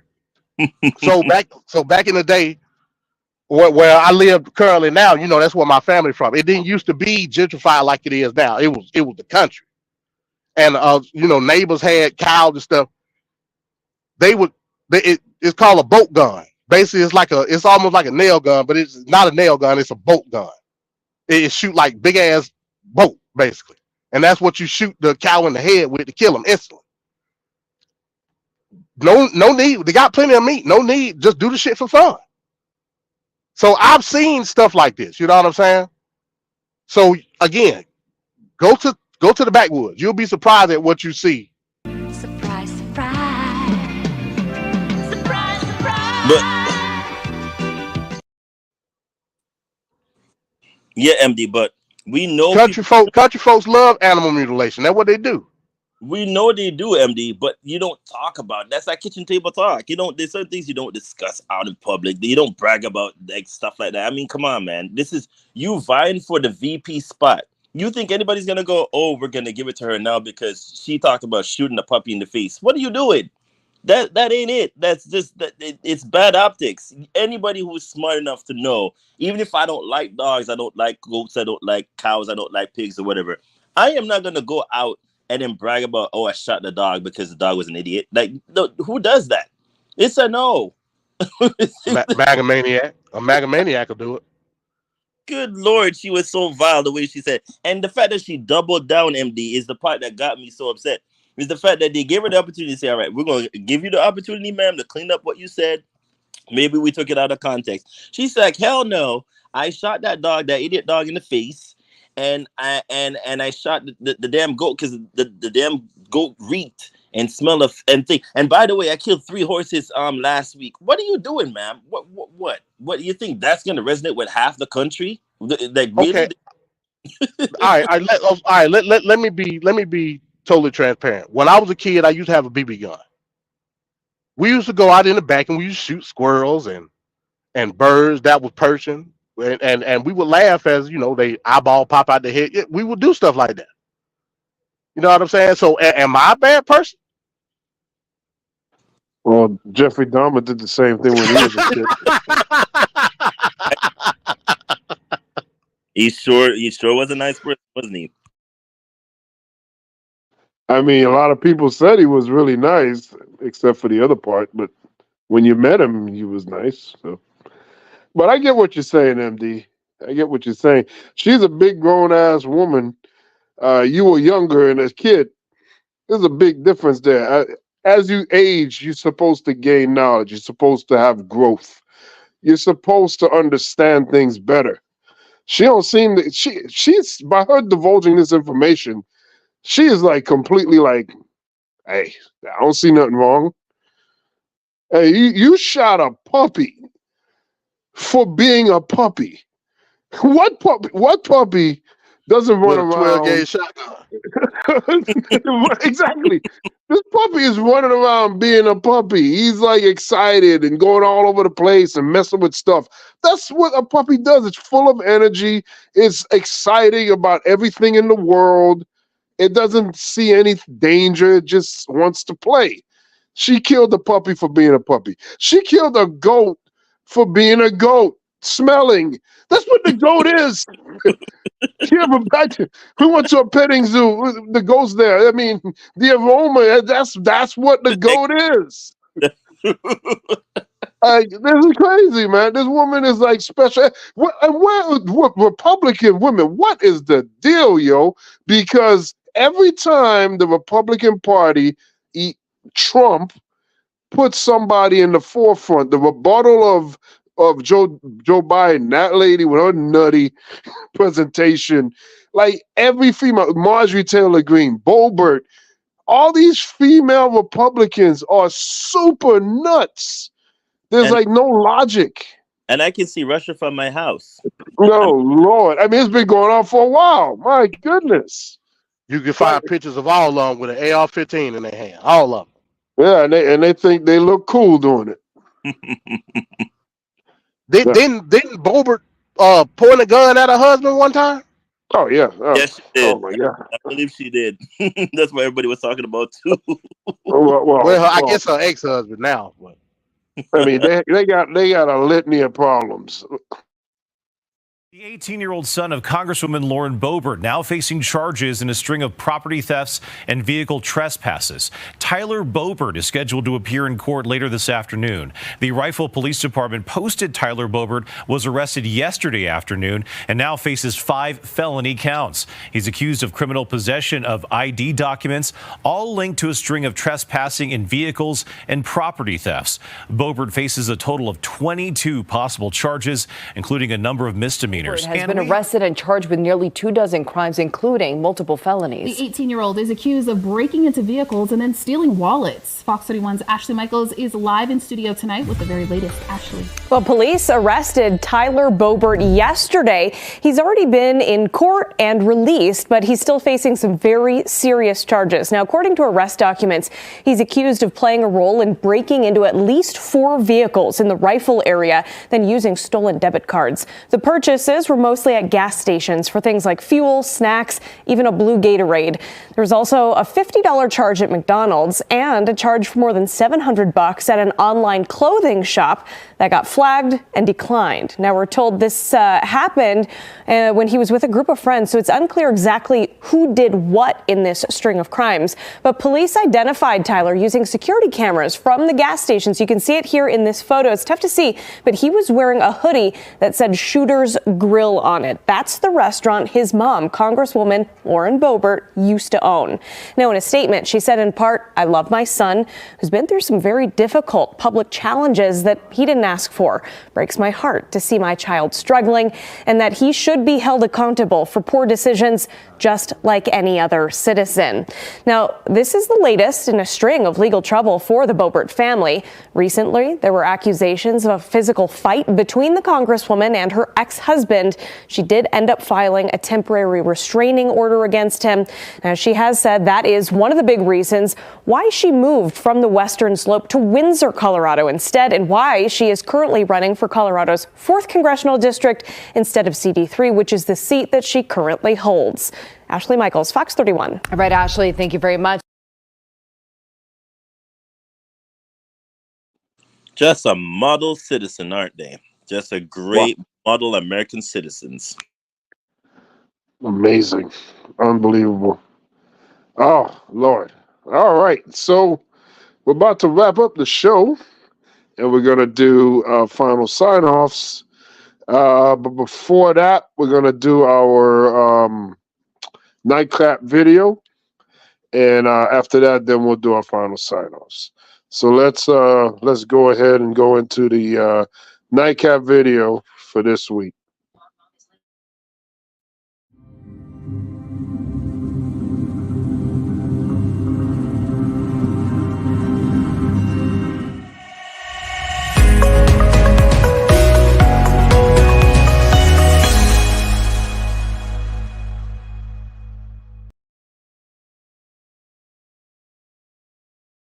Joe Manchin sold our futures and you've gotten rich doing it. You sick fuck.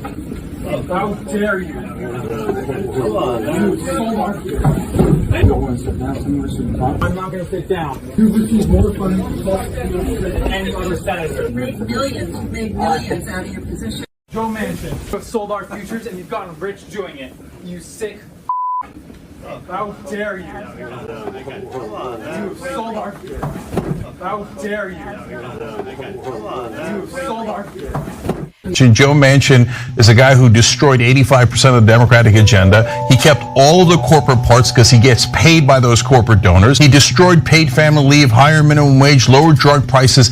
Every single thing that he could have destroyed, he did. Anything that would have helped you. So the least he can do is listen to a voter telling him to fuck off, which he most richly deserves. And instead, what do? How dare a regular American tell one of the elites that they are wrong, and they shove him and assault him. That guy should be arrested. And Manchin getting up like he's a tough guy. What are you gonna do, tough guy? You're gonna go run back to your yacht. Keep it real.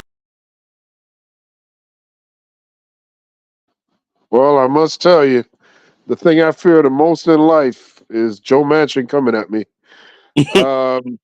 Ricardo, what do you think here about the nightcap video?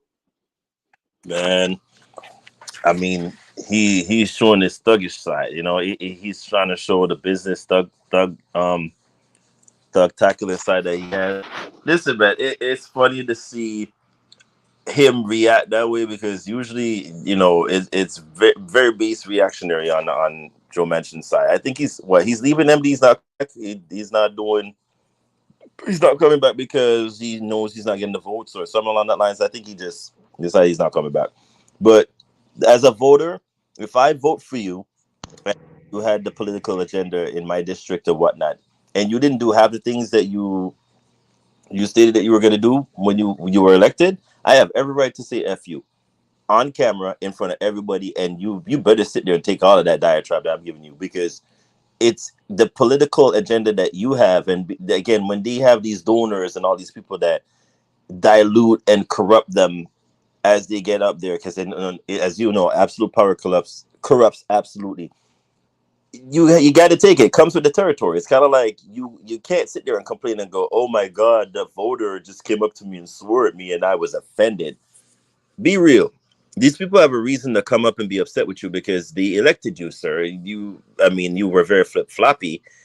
I'll give you that, but I never for once thought you had the democratic agenda in your hands. You were always so wishy-washy to begin with. They needed him because he was the only pivotal vote sometimes, but even then he was very wishy-washy, flip-floppy all over the place. I just couldn't. It was too polarizing for me. So is that man in all fairness, justified in swearing at him? Absolutely. And it comes with any politician. Do they deserve it? Some of them do. But in that moment, the heat was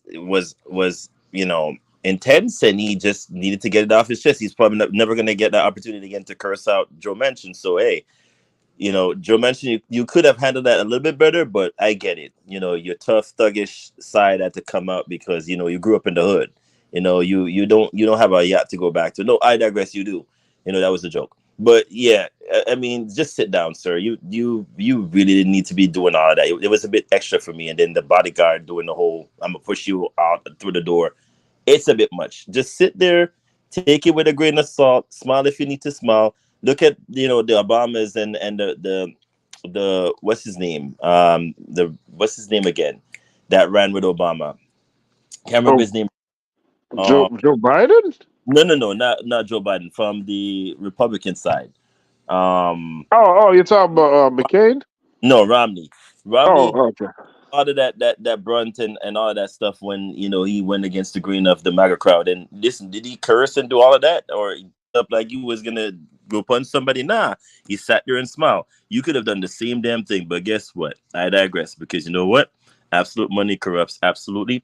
And you just felt the need that no one should disrespect you, sir. But guess what? You disrespected those voters when you didn't do their agenda, and you did all that political corruptionness behind the scenes by taking on them bribes, which we know you did, and you were corrupted by all those donors as well. So do you deserve that big mega FU finger sign, middle finger? Absolutely. So sayonara, Manchin. Peace on out. We don't miss you. Just like that turtle crying, I'm not even gonna do it to him.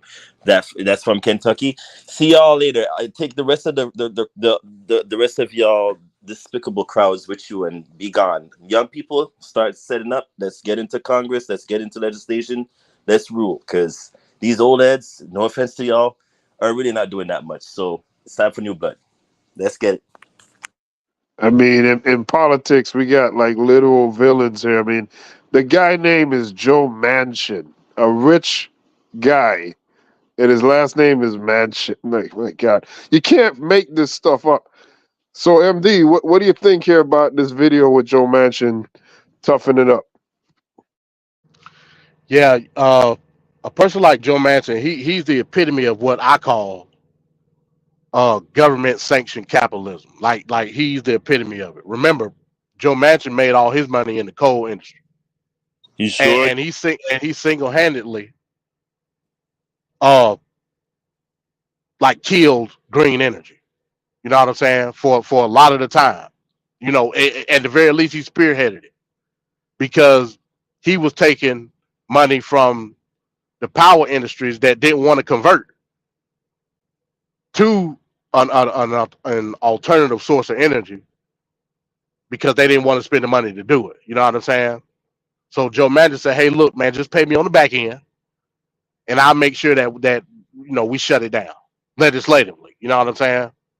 And that's exactly what he did. All the while, the coal company that he has, he basically laid off everybody because everything automated now. There is no such thing as a coal industry in West Virginia no more because it's all ran by machine. You don't need no person to go in the shafts and dig like how it's dead. So he's single-handedly profiting like all the money and also killing any attempt to have any type of alternative. You know what I'm saying? That's your guy right there, Joe Manchin. That's what I call government-sanctioned capitalism. That's not free market capitalism. Because if it was free market, it'll be competition, i.e., alternative ways of creating energy. But hey, I digress with that. That's for all the people that want to say that what they see is capitalism when it's really not. You know what I'm saying? It's monopolies. It's corruption. So on and so forth, et cetera, et cetera. You know what I'm saying? Yeah, Joe Manchin. Yeah, and you're right. I had to think about it, Ricardo. He did say that he wasn't running for re-election. I mean, hell, because he done drained the last little drop of blood that he can. It's over with. He go back in his casket and go to sleep. You know what I'm saying?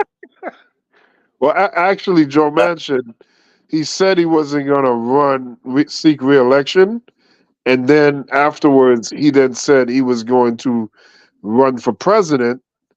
Then the poll numbers came in, and he's like, "Oh crap!" And then he dropped out of that. Yes, he did. Very flip-floppy. Yeah, because again, people like Joe Manchin, people like Mitch McConnell, a lot of these old heads, they find themselves between the rock and the hard place because they try to be the shield for old GOP conservative fiscal policies on one end, but then they see the rise of the populist MAGA maniac neo-nationalists, and they sweating because they don't know which way to go. You know what I'm saying? So a lot of them really like to hell with it. I done made my money. I'm not even gonna attempt to try to be on one side or another. That's part of the reason. But with that, again, well, a place like West Virginia, I don't expect a place like West Virginia to flip merely based on the fact that West Virginia is so disenfranchised. They don't know if they're going up or down. You know what I'm saying? That's just what it is. But a lot of these other seats, I can easily see flipping blue easily. But what about Georgia? Georgia? What about Georgia? Do you see it flipping blue? You talking about totally? I mean, because hell, some people would say Georgia blue now. Some people would. I mean, me necessarily, I wouldn't say that based on the fact that I put it to you this way. Because of the mass or the sheer amount of numbers that we have in the metropolitan areas, it's overshadowing the rural areas. That's just what it is. Rural Georgia don't matter no more. It just don't. You know what I'm saying? You got millions and millions of people moving to places like Atlanta, Savannah, Columbus, all these metropolitan areas that are highly progressive. So, to be honest, I think put it this way, the governor race. If she was to run a third time, this time I think she will win. Talking about Stacey Abrams. Stacey Abrams, yeah. I think the numbers are there for her now. So if she were to run, I don't think the governor is up until 2026. I could be wrong. I think it's 2026, the next race. But I think if she decides to run again, she'll win. Third time a charm. You don't and think if that's what you mean by blue, huh? But you don't think the fact that she's ran several times now, that people have heard her name and they haven't equated to a win, so people might be like, I don't want to vote for her because she'll just lose again, even though she may have the ability to win, like you say.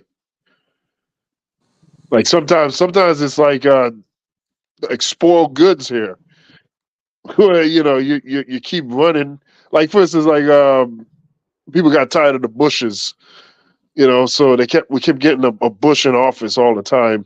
By the time Jeb Bush, the third Bush, trying to run for president, at a certain point they get tired of that name and that brand, and they're like, even though he might have been the best choice, but looking back, he might have been the best choice in that 2016, but they're not going for it. I don't think so, and here's why. Because morning bastion of Democratic advocacy in Georgia, I think she still got everybody behind her. That's just my opinion. Like she in Georgia, she is a superstar. You hear me? So I'm saying, just off name alone, I see the opposite happen of what you said, Van Cat. Okay. Even I don't because I haven't heard anything about her running for the governorship again. It's too early. But the fact that she did everything that she did in 2020, some people say her name solely on Georgia flipping blue. They say that was her. She did that. You know what I'm saying? So I think the superstardom is still there. I don't think nobody got tired of her like at all. Especially that she ain't in the limelight right now because she don't need to be. But in a lot of these other areas, right? In a lot of these other areas where these Republicans are retiring or not running, it's a strong possibility that you may see those seats flip because a lot of these people, they tired of the BS. Despite what some of these MAGA maniacs will say, they tired of seeing the division within the Republican Party. Don't nobody want to rock with that. Nobody want to rock with that at all. But we'll see how it goes. So, what do you think about Trump having to pay money for the gag order here? the $9,000. I mean, it's bittersweet in the sense that it's really. I guess from the large scale of things, I don't think it's really that big a deal. It's just 9,000. I mean, hell, we talking about a person that was supposed to originally pay $454 million or whatever. You know what I'm saying? So $9,000 drop in the bucket. Me personally, I thought he should have at least spent 24 hours in jail. Yeah, that would have been nice. That would have been good. If me and you commit contempt in court, guess where we going, Van Cat? We going underneath the courthouse into the holding cell until the next day. Yep. For court. That's where we going. Yep. No questions asked. So yeah. I mean, if we gonna say nobody's above the law, keep it that way. Yep. He was found in contempt. Throw his ass in jail for a day. Well, period. It kind of hurts your sales on hawking $59.99 Bibles if you're not giving up. But not for Trump. Not for Trump. It don't. No. Hell, if anything, to the MAGA maniacs, it'll boost sales. Surprise, surprise. That's the sad part. Anytime this man goes through legal woes, his profit increase every single time. They'll find some way to sell it. Trust me. Where are you gonna sell next? The Trojan cons? I mean, at this point, now is the best time to sell them. I don't know what to get into because this man is just like I don't get it. I just don't get it. But again, he has to pay these legal fees, and he's come up with every semantics he could think of, and they're up from him, which is so sad. I would never understand. Yeah, that's crazy, man.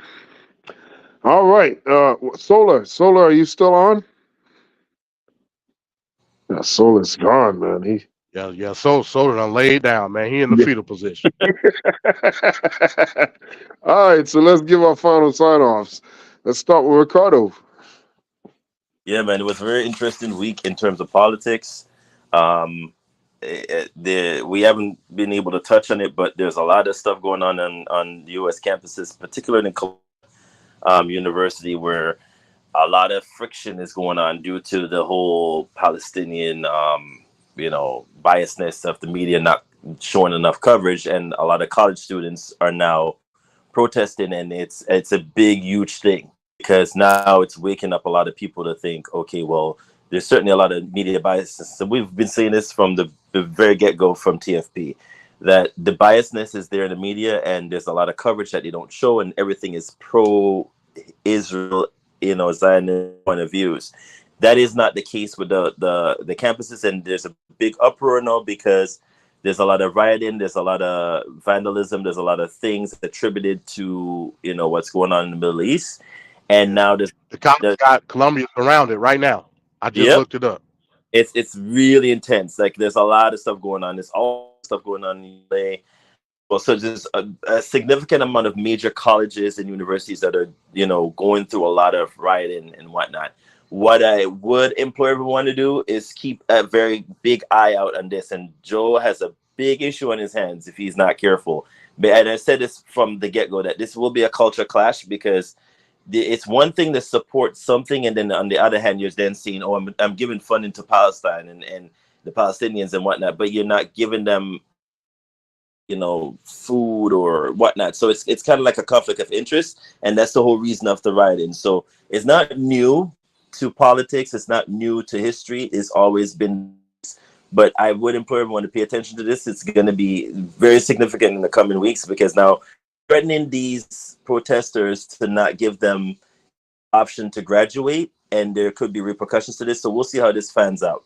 But huge weekend, great show, guys. MD come on and say his piece about this whole aspect of weaponry and whatnot. Hopefully we touch on it in another sense of the topic, because we didn't dive too much into it, but to it that we can get into. Great job, Venkat, and great to see you on your Solar and Trade Talk. It's great to see you on your twin. I don't know where you at. You were missing in action, and Jeremy Dumb, you're doing well. And see you next time. All right, thanks, Ricardo. All right, MD, final sign off. Yes, sir. Great show as always, man. And once again, sorry I was late. I got caught up at work, and I was literally in the middle of nowhere. I had to get out of Dodge as soon as possible. Yeah, pertinent topic today. I wish that we could have dived more into the caveats of gun ownership as a whole and what it means. Like I said, I implore all people, especially the black community, get strapped. Stop playing games. Get strapped and get trained. It's nothing to go to your local gun range, and most gun ranges that I know, they have instructors right there on site, usually for free, just to let you know what's what with the gun. I think that's the least that you could do, not only to protect your community, but to protect your own private homes. You know what I'm saying? I think that's very important, especially in the times that we're living in now. I understand that there's a stigma with carrying a weapon. As a matter of fact, the shooting that they had at the Walmart in Texas, when that happened, a lot of those witnesses that were in Walmart at the time, a lot of them were Latino, and they were saying over 50% of those people had weapons, just not on them. It was either in their car or at home, because there's a stigma involved with carrying a weapon, especially to minorities, especially the black people. Trust me, I know. You know what I'm saying? It's like you want to carry, but you don't want to get put in a situation. We got to get rid of that stigma, folks. We American citizens at the end of the day, whether you born or naturalized. You know what I'm saying? Take advantage of your rights in order not to protect yourself, but the people around you. That's important. To go with what Ricardo said, there's a lot of stuff going on right now with the college campuses. I was torn when I was hearing about a lot of this stuff over the weekend, because it was almost as if I looked at these people with having a sense of almost entitlement when it came to selective outrage, if that's what you want to say. Yes, I agree with what's going on right now in Gaza is horrendous, and it should be stopped. But at the same time, I'm looking at the entitlement or the advantageous behavior that some display on a lot of these college campuses in regard to selective outrage. One just down the street from Columbia University, you got the mass of homelessness going on in said city. Now, I have to take a step back and say, hey, I really can't say that based on the fact of the demographics of the school, blah, blah, blah, this, that, and the third. And also, a lot of these young people were the same people that was organically protesting in 2020 during BLM. So I give you a pass. What I'm saying is this. We have to take a step back, focus. What can we do from an advocacy standpoint to make our voices heard? Some of that stuff that's going on down in Columbia right now, yeah, you might be with it, but they also got reports of them assaulting Jewish students. I ain't with that. You know what I'm saying? I ain't with that at all. Yep, fact. Agree. So again, selective outrage. Take a step back, breathe, and understand what the dynamics are in which you're trying to have your voices heard. And I should be back this Thursday. Hey man, I had a long weekend. I had a lot of stuff going on. A lot of stuff going on in the last week. I wasn't able to do my show. Hopefully I'll be back this Thursday. God the government, we decided that it's gonna be a bi-weekly show. That way we can have topics to discuss. Because I don't wanna deflate having stuff to talk about. So we decided to do it bi-weekly. So we'll be back next Monday. But other than that, I should be here this Thursday night, 8:30. Talkbox Live. With that, I say peace. All right, thank you, MD. Yeah, there's a lot of stories, a lot of things that I wanted to cover, but with the nature of the show, you're not gonna get to cover everything. I have so many backlog like videos in the in the app here to go over. That's from the last week, 2 weeks, 3 weeks, even longer. But it's just a matter of finding the time to interject this morning, because speaking of the topic of this particular show, we're talking about weapons. A sword is a weapon, folks. And this morning, there was an attack with a sword in London. I'm going to just play this little short 1-minute clip here.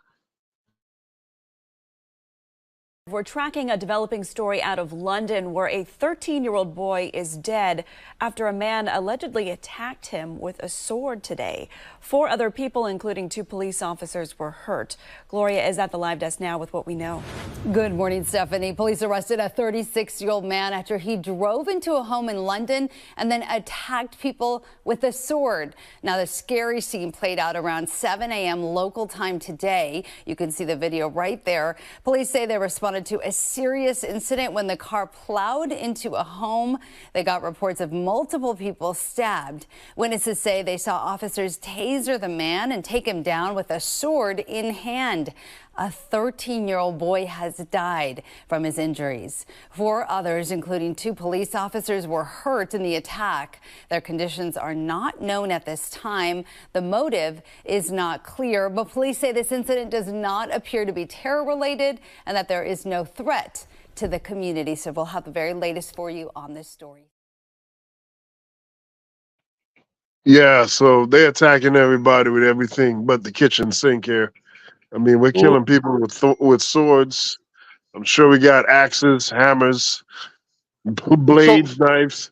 It's all So out with that there. being said, Vancat, so I'm glad you played that, because we know that there's a crisis going on in London right now with some of these black teens carrying the shanks, stabbing each other. So now Walmart should get rid of all cutlery items at Walmart. What's going on? You're killing me, MD.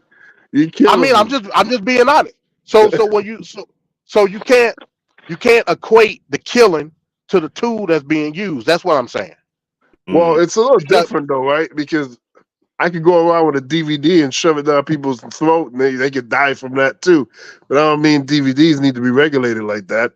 A knife, a kitchen utensil was used and created for a specific thing. They chose to use it otherwise. But a gun was specifically designed, made, and manufactured for what it is. So those two are not the same. But I get what you're saying. I mean, yeah, it's a problem. But you can't kill a rapid amount of people stabby style. somebody could disable you. Got to get close to people. People have a fighting chance with a knife. You have no chance with those guns, and especially those high velocity assault rifles. Well, you would be right if you come at me with a knife because I'm gonna pull out a gun. So yeah, you wouldn't have a fighting chance. I knew that was coming from MD. So in that regards, I agree. Yeah. Trevor mentioned here in the chat, if we're available, he's doing a live on the main event Saturday. This is the Backlash this Saturday, WWE. Yeah, I mean, that's cool. Now, the question is, there is no Wrestling Reality tomorrow? That is the question here. I believe No, it's next week for the review, the Backlash review. Okay. Oh, I gotta tell Trevor real quick. I accidentally went live on his episode 50 of the Wrestling Reality, the Sting episode. So he's got to re-upload that episode again, because I went live on it, so it's gone. You got to re-enter all that information again, Trevor. I'm sorry about that. Hey, one last thing before you sign off, Venkat. I did look up what Trevor was talking about with the Title IX, and yes, just a couple hours ago, DeSantis did announce that he will not be enforcing Title IX in schools. He's not doing that at all. Oh, okay. We'll see how that's federal now. Yeah. So again, here you have another Republican that's not being subject to federal guidelines. Here's another one, just like Abbott with the border. Yeah, he follows everything. Here's another one with Title IX. Yeah, that's crazy. I mean, to be damned with workers' rights and whatnot, with that whole thing he just wrote in, that bill he wrote in where he's taking away protections for outdoor workers. You can't get water breaks. You can't get shade from the sun. You just got to work through it. People going to be passing out, dying all over the goddamn place. This is ridiculous. I don't know, man. Your paycheck is death, is what you're saying, Venkat. It's crazy. I said it before. I mean, that should automatically make those jobs have to pay more, because this is capitalism, right? So a lot of people will be like, I'm not signing up for that. I'm not working that. So they shouldn't be able to fill those jobs as readily as they would just because those protections aren't there. Because, I mean, just because I'm specialized in a field, $20, $30, whatever an hour, if you can find it in another field and it doesn't take a lot, you'd rather just do that than do the field that you're normally in. Now, but check it out. Now, I'm finna hit you with some hypocrisy, Venkat. Now, check this out. Okay. DeSantis just signed that bill into law. You can't go for water breaks. Yeah. Ain't no sensible United States citizen going for that. But who will? You know the answer. You know the answer just like I know it.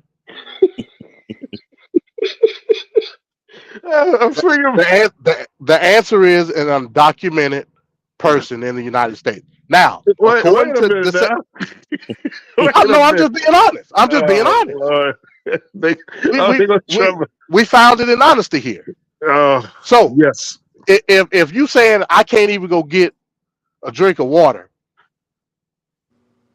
based on whatever industry it is, the capitalists within the construction industry know who to hire, and it ain't gonna be me or you.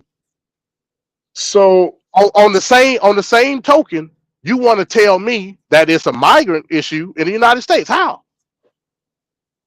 You touting the very same issue to the people that you want to hire. Let's just keep it real. So I'll be talking about that when it comes to the truth about the migrant issue. I'll be talking about all that. So essentially, MD, wouldn't that be, and with what you're saying here, which makes sense, by the way, wouldn't that then lead to more migrant issues sponsored by the guy that's against migrants coming in? Because Bingo. I mean, what you're saying is not far-fetched in any sense of the imagination, and it really would be, because the people that would be intimidated and follow along blindly would be those that are stepping on tippy toes as they come into the country illegal. They're just going to go with anything you say.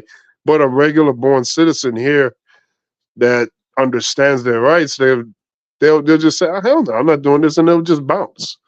Bingo. See, I'm gonna go ahead and give my my main premise away that I'm gonna do on the show. I'm gonna give it away right here on TFP.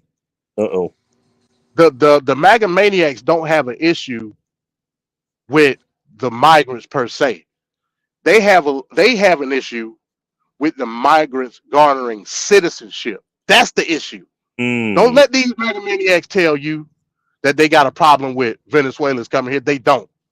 They got a problem with them becoming United States citizens. That's the issue. They want to keep getting free money out of their labor. That's what they want. That's exactly what they want. What Biden is doing is trying to speed the process of asylum up for these people. It ain't the fact that the numbers are increasing. That ain't got nothing to do with it. It's the fact that the process is being sped up by Biden when it comes to them garnering asylum status, which would make them effectively, in the long run, United States citizens. That's the issue. This nationalism go deep, folks. Which he then gets the vote. Exactly. Well, that's where it affects us, because again, we're looking at a whole new demographic of people. I've been saying this for years. It's not the fact that I'm tripping on migrants coming here. I'm not. I'm tripping on the fact that essentially they're getting the same accommodations as all other migrants have in the past, and they're garnering a certain duty to a certain political party because of it. Black folks were never afforded that right. So in essence, it's basically them. Basically, it's them. If you're looking at it like a Mortal Kombat tower, moving up on the tower, and we still at the bottom. That's not their fault per se. I'm saying we need to become more politically savvy in order for that not to happen. That's not to say that they don't belong in the industry, because they do if they become United States citizens. But just peep the game. This stuff ain't affecting white people at all. It's a numbers game to them. That's all they care about. According to these MAGA people, it damn sure feels like it. What? I mean, What? they're regurgitating These- talking what- points, really, is what they are. Right. Where these? Okay, we're talking specifically about the Venezuelans. Where are the Venezuelans going? They're not going into white neighborhoods. Hell, I just told you a couple of weeks ago that Topeka, Kansas, want them to come there. They say, "Hey, look, we need the Venezuelans to come here because don't nobody want to live in Bumble, Topeka, Kansas. Send them here. As a matter of fact, we'll give them money to live here." Chicago doing the same thing. New York doing the same thing, but it's an issue. How? Because of the neighborhoods that is being affected, which is our neighborhood. We didn't ask for the migrants to come there. Brandon Johnson didn't ask for the migrants to come there. Mayor Adams of New York didn't ask for the migrants to come there. Abbott sending them there. DeSantis sending them there. As political theater. They using them like pawns on a chessboard. So, do we feel like DeSantis is just either not thinking about it, he didn't anticipate? Because for every action, there's a reaction. And for like what you're saying, if you make a bill like this and you have people coming in, the actual United States citizens, they're not going to stick around for that. So now you're just literally leaning on migrants to come in, and those positions are going to get filled by a lot of migrants. Do we think DeSantis is dumb, or that this is just a part of the plan that he wants? He wants to say one thing, but his actions is doing another? What is the sense behind this? His sense is he wants to keep the corporate entities within his state happy. So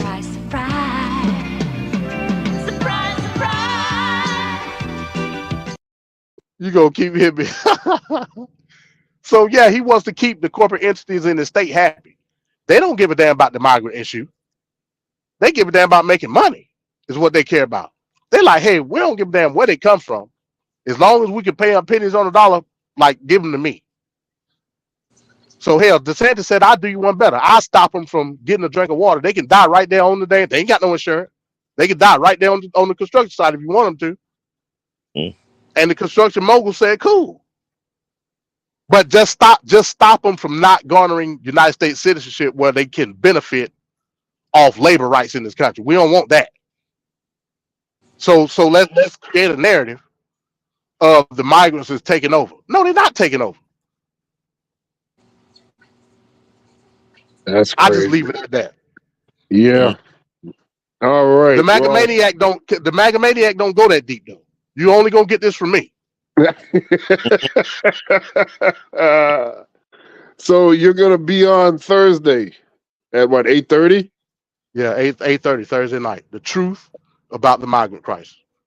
All right, cool. So we're gonna be looking out for that on MD's channel, YouTube channel. Thursday, 8:30. His channel about the migrant crisis. Yeah, this coming up Thursday at 8:30. Okay. Yeah. All right. I got some things I wanted to say about that, so I'll be tuning in. No doubt. All right, so I'd like to thank everybody for coming on. I'd like to thank Solar, of course, Ricardo, MD, the world's most dangerous political panel. We'll be back next week, and check out MD again, Thoughtbox, live Thursday, 8:30 p.m. Eastern Central Time. For everyone here at Straight Talk Society, peace to Trevor, peace to everyone else in the chat. Have a great evening, and we'll see you on the next one.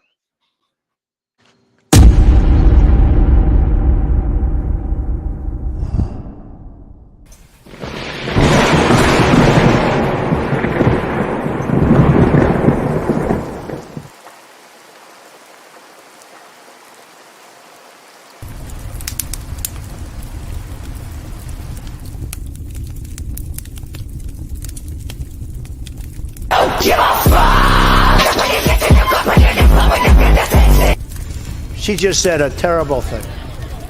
You know what she said? Shout it out, because I don't want to. Okay, you're not allowed to say, and I never expect to hear that from you again. She said, I never expect to hear that from you again. She said he's.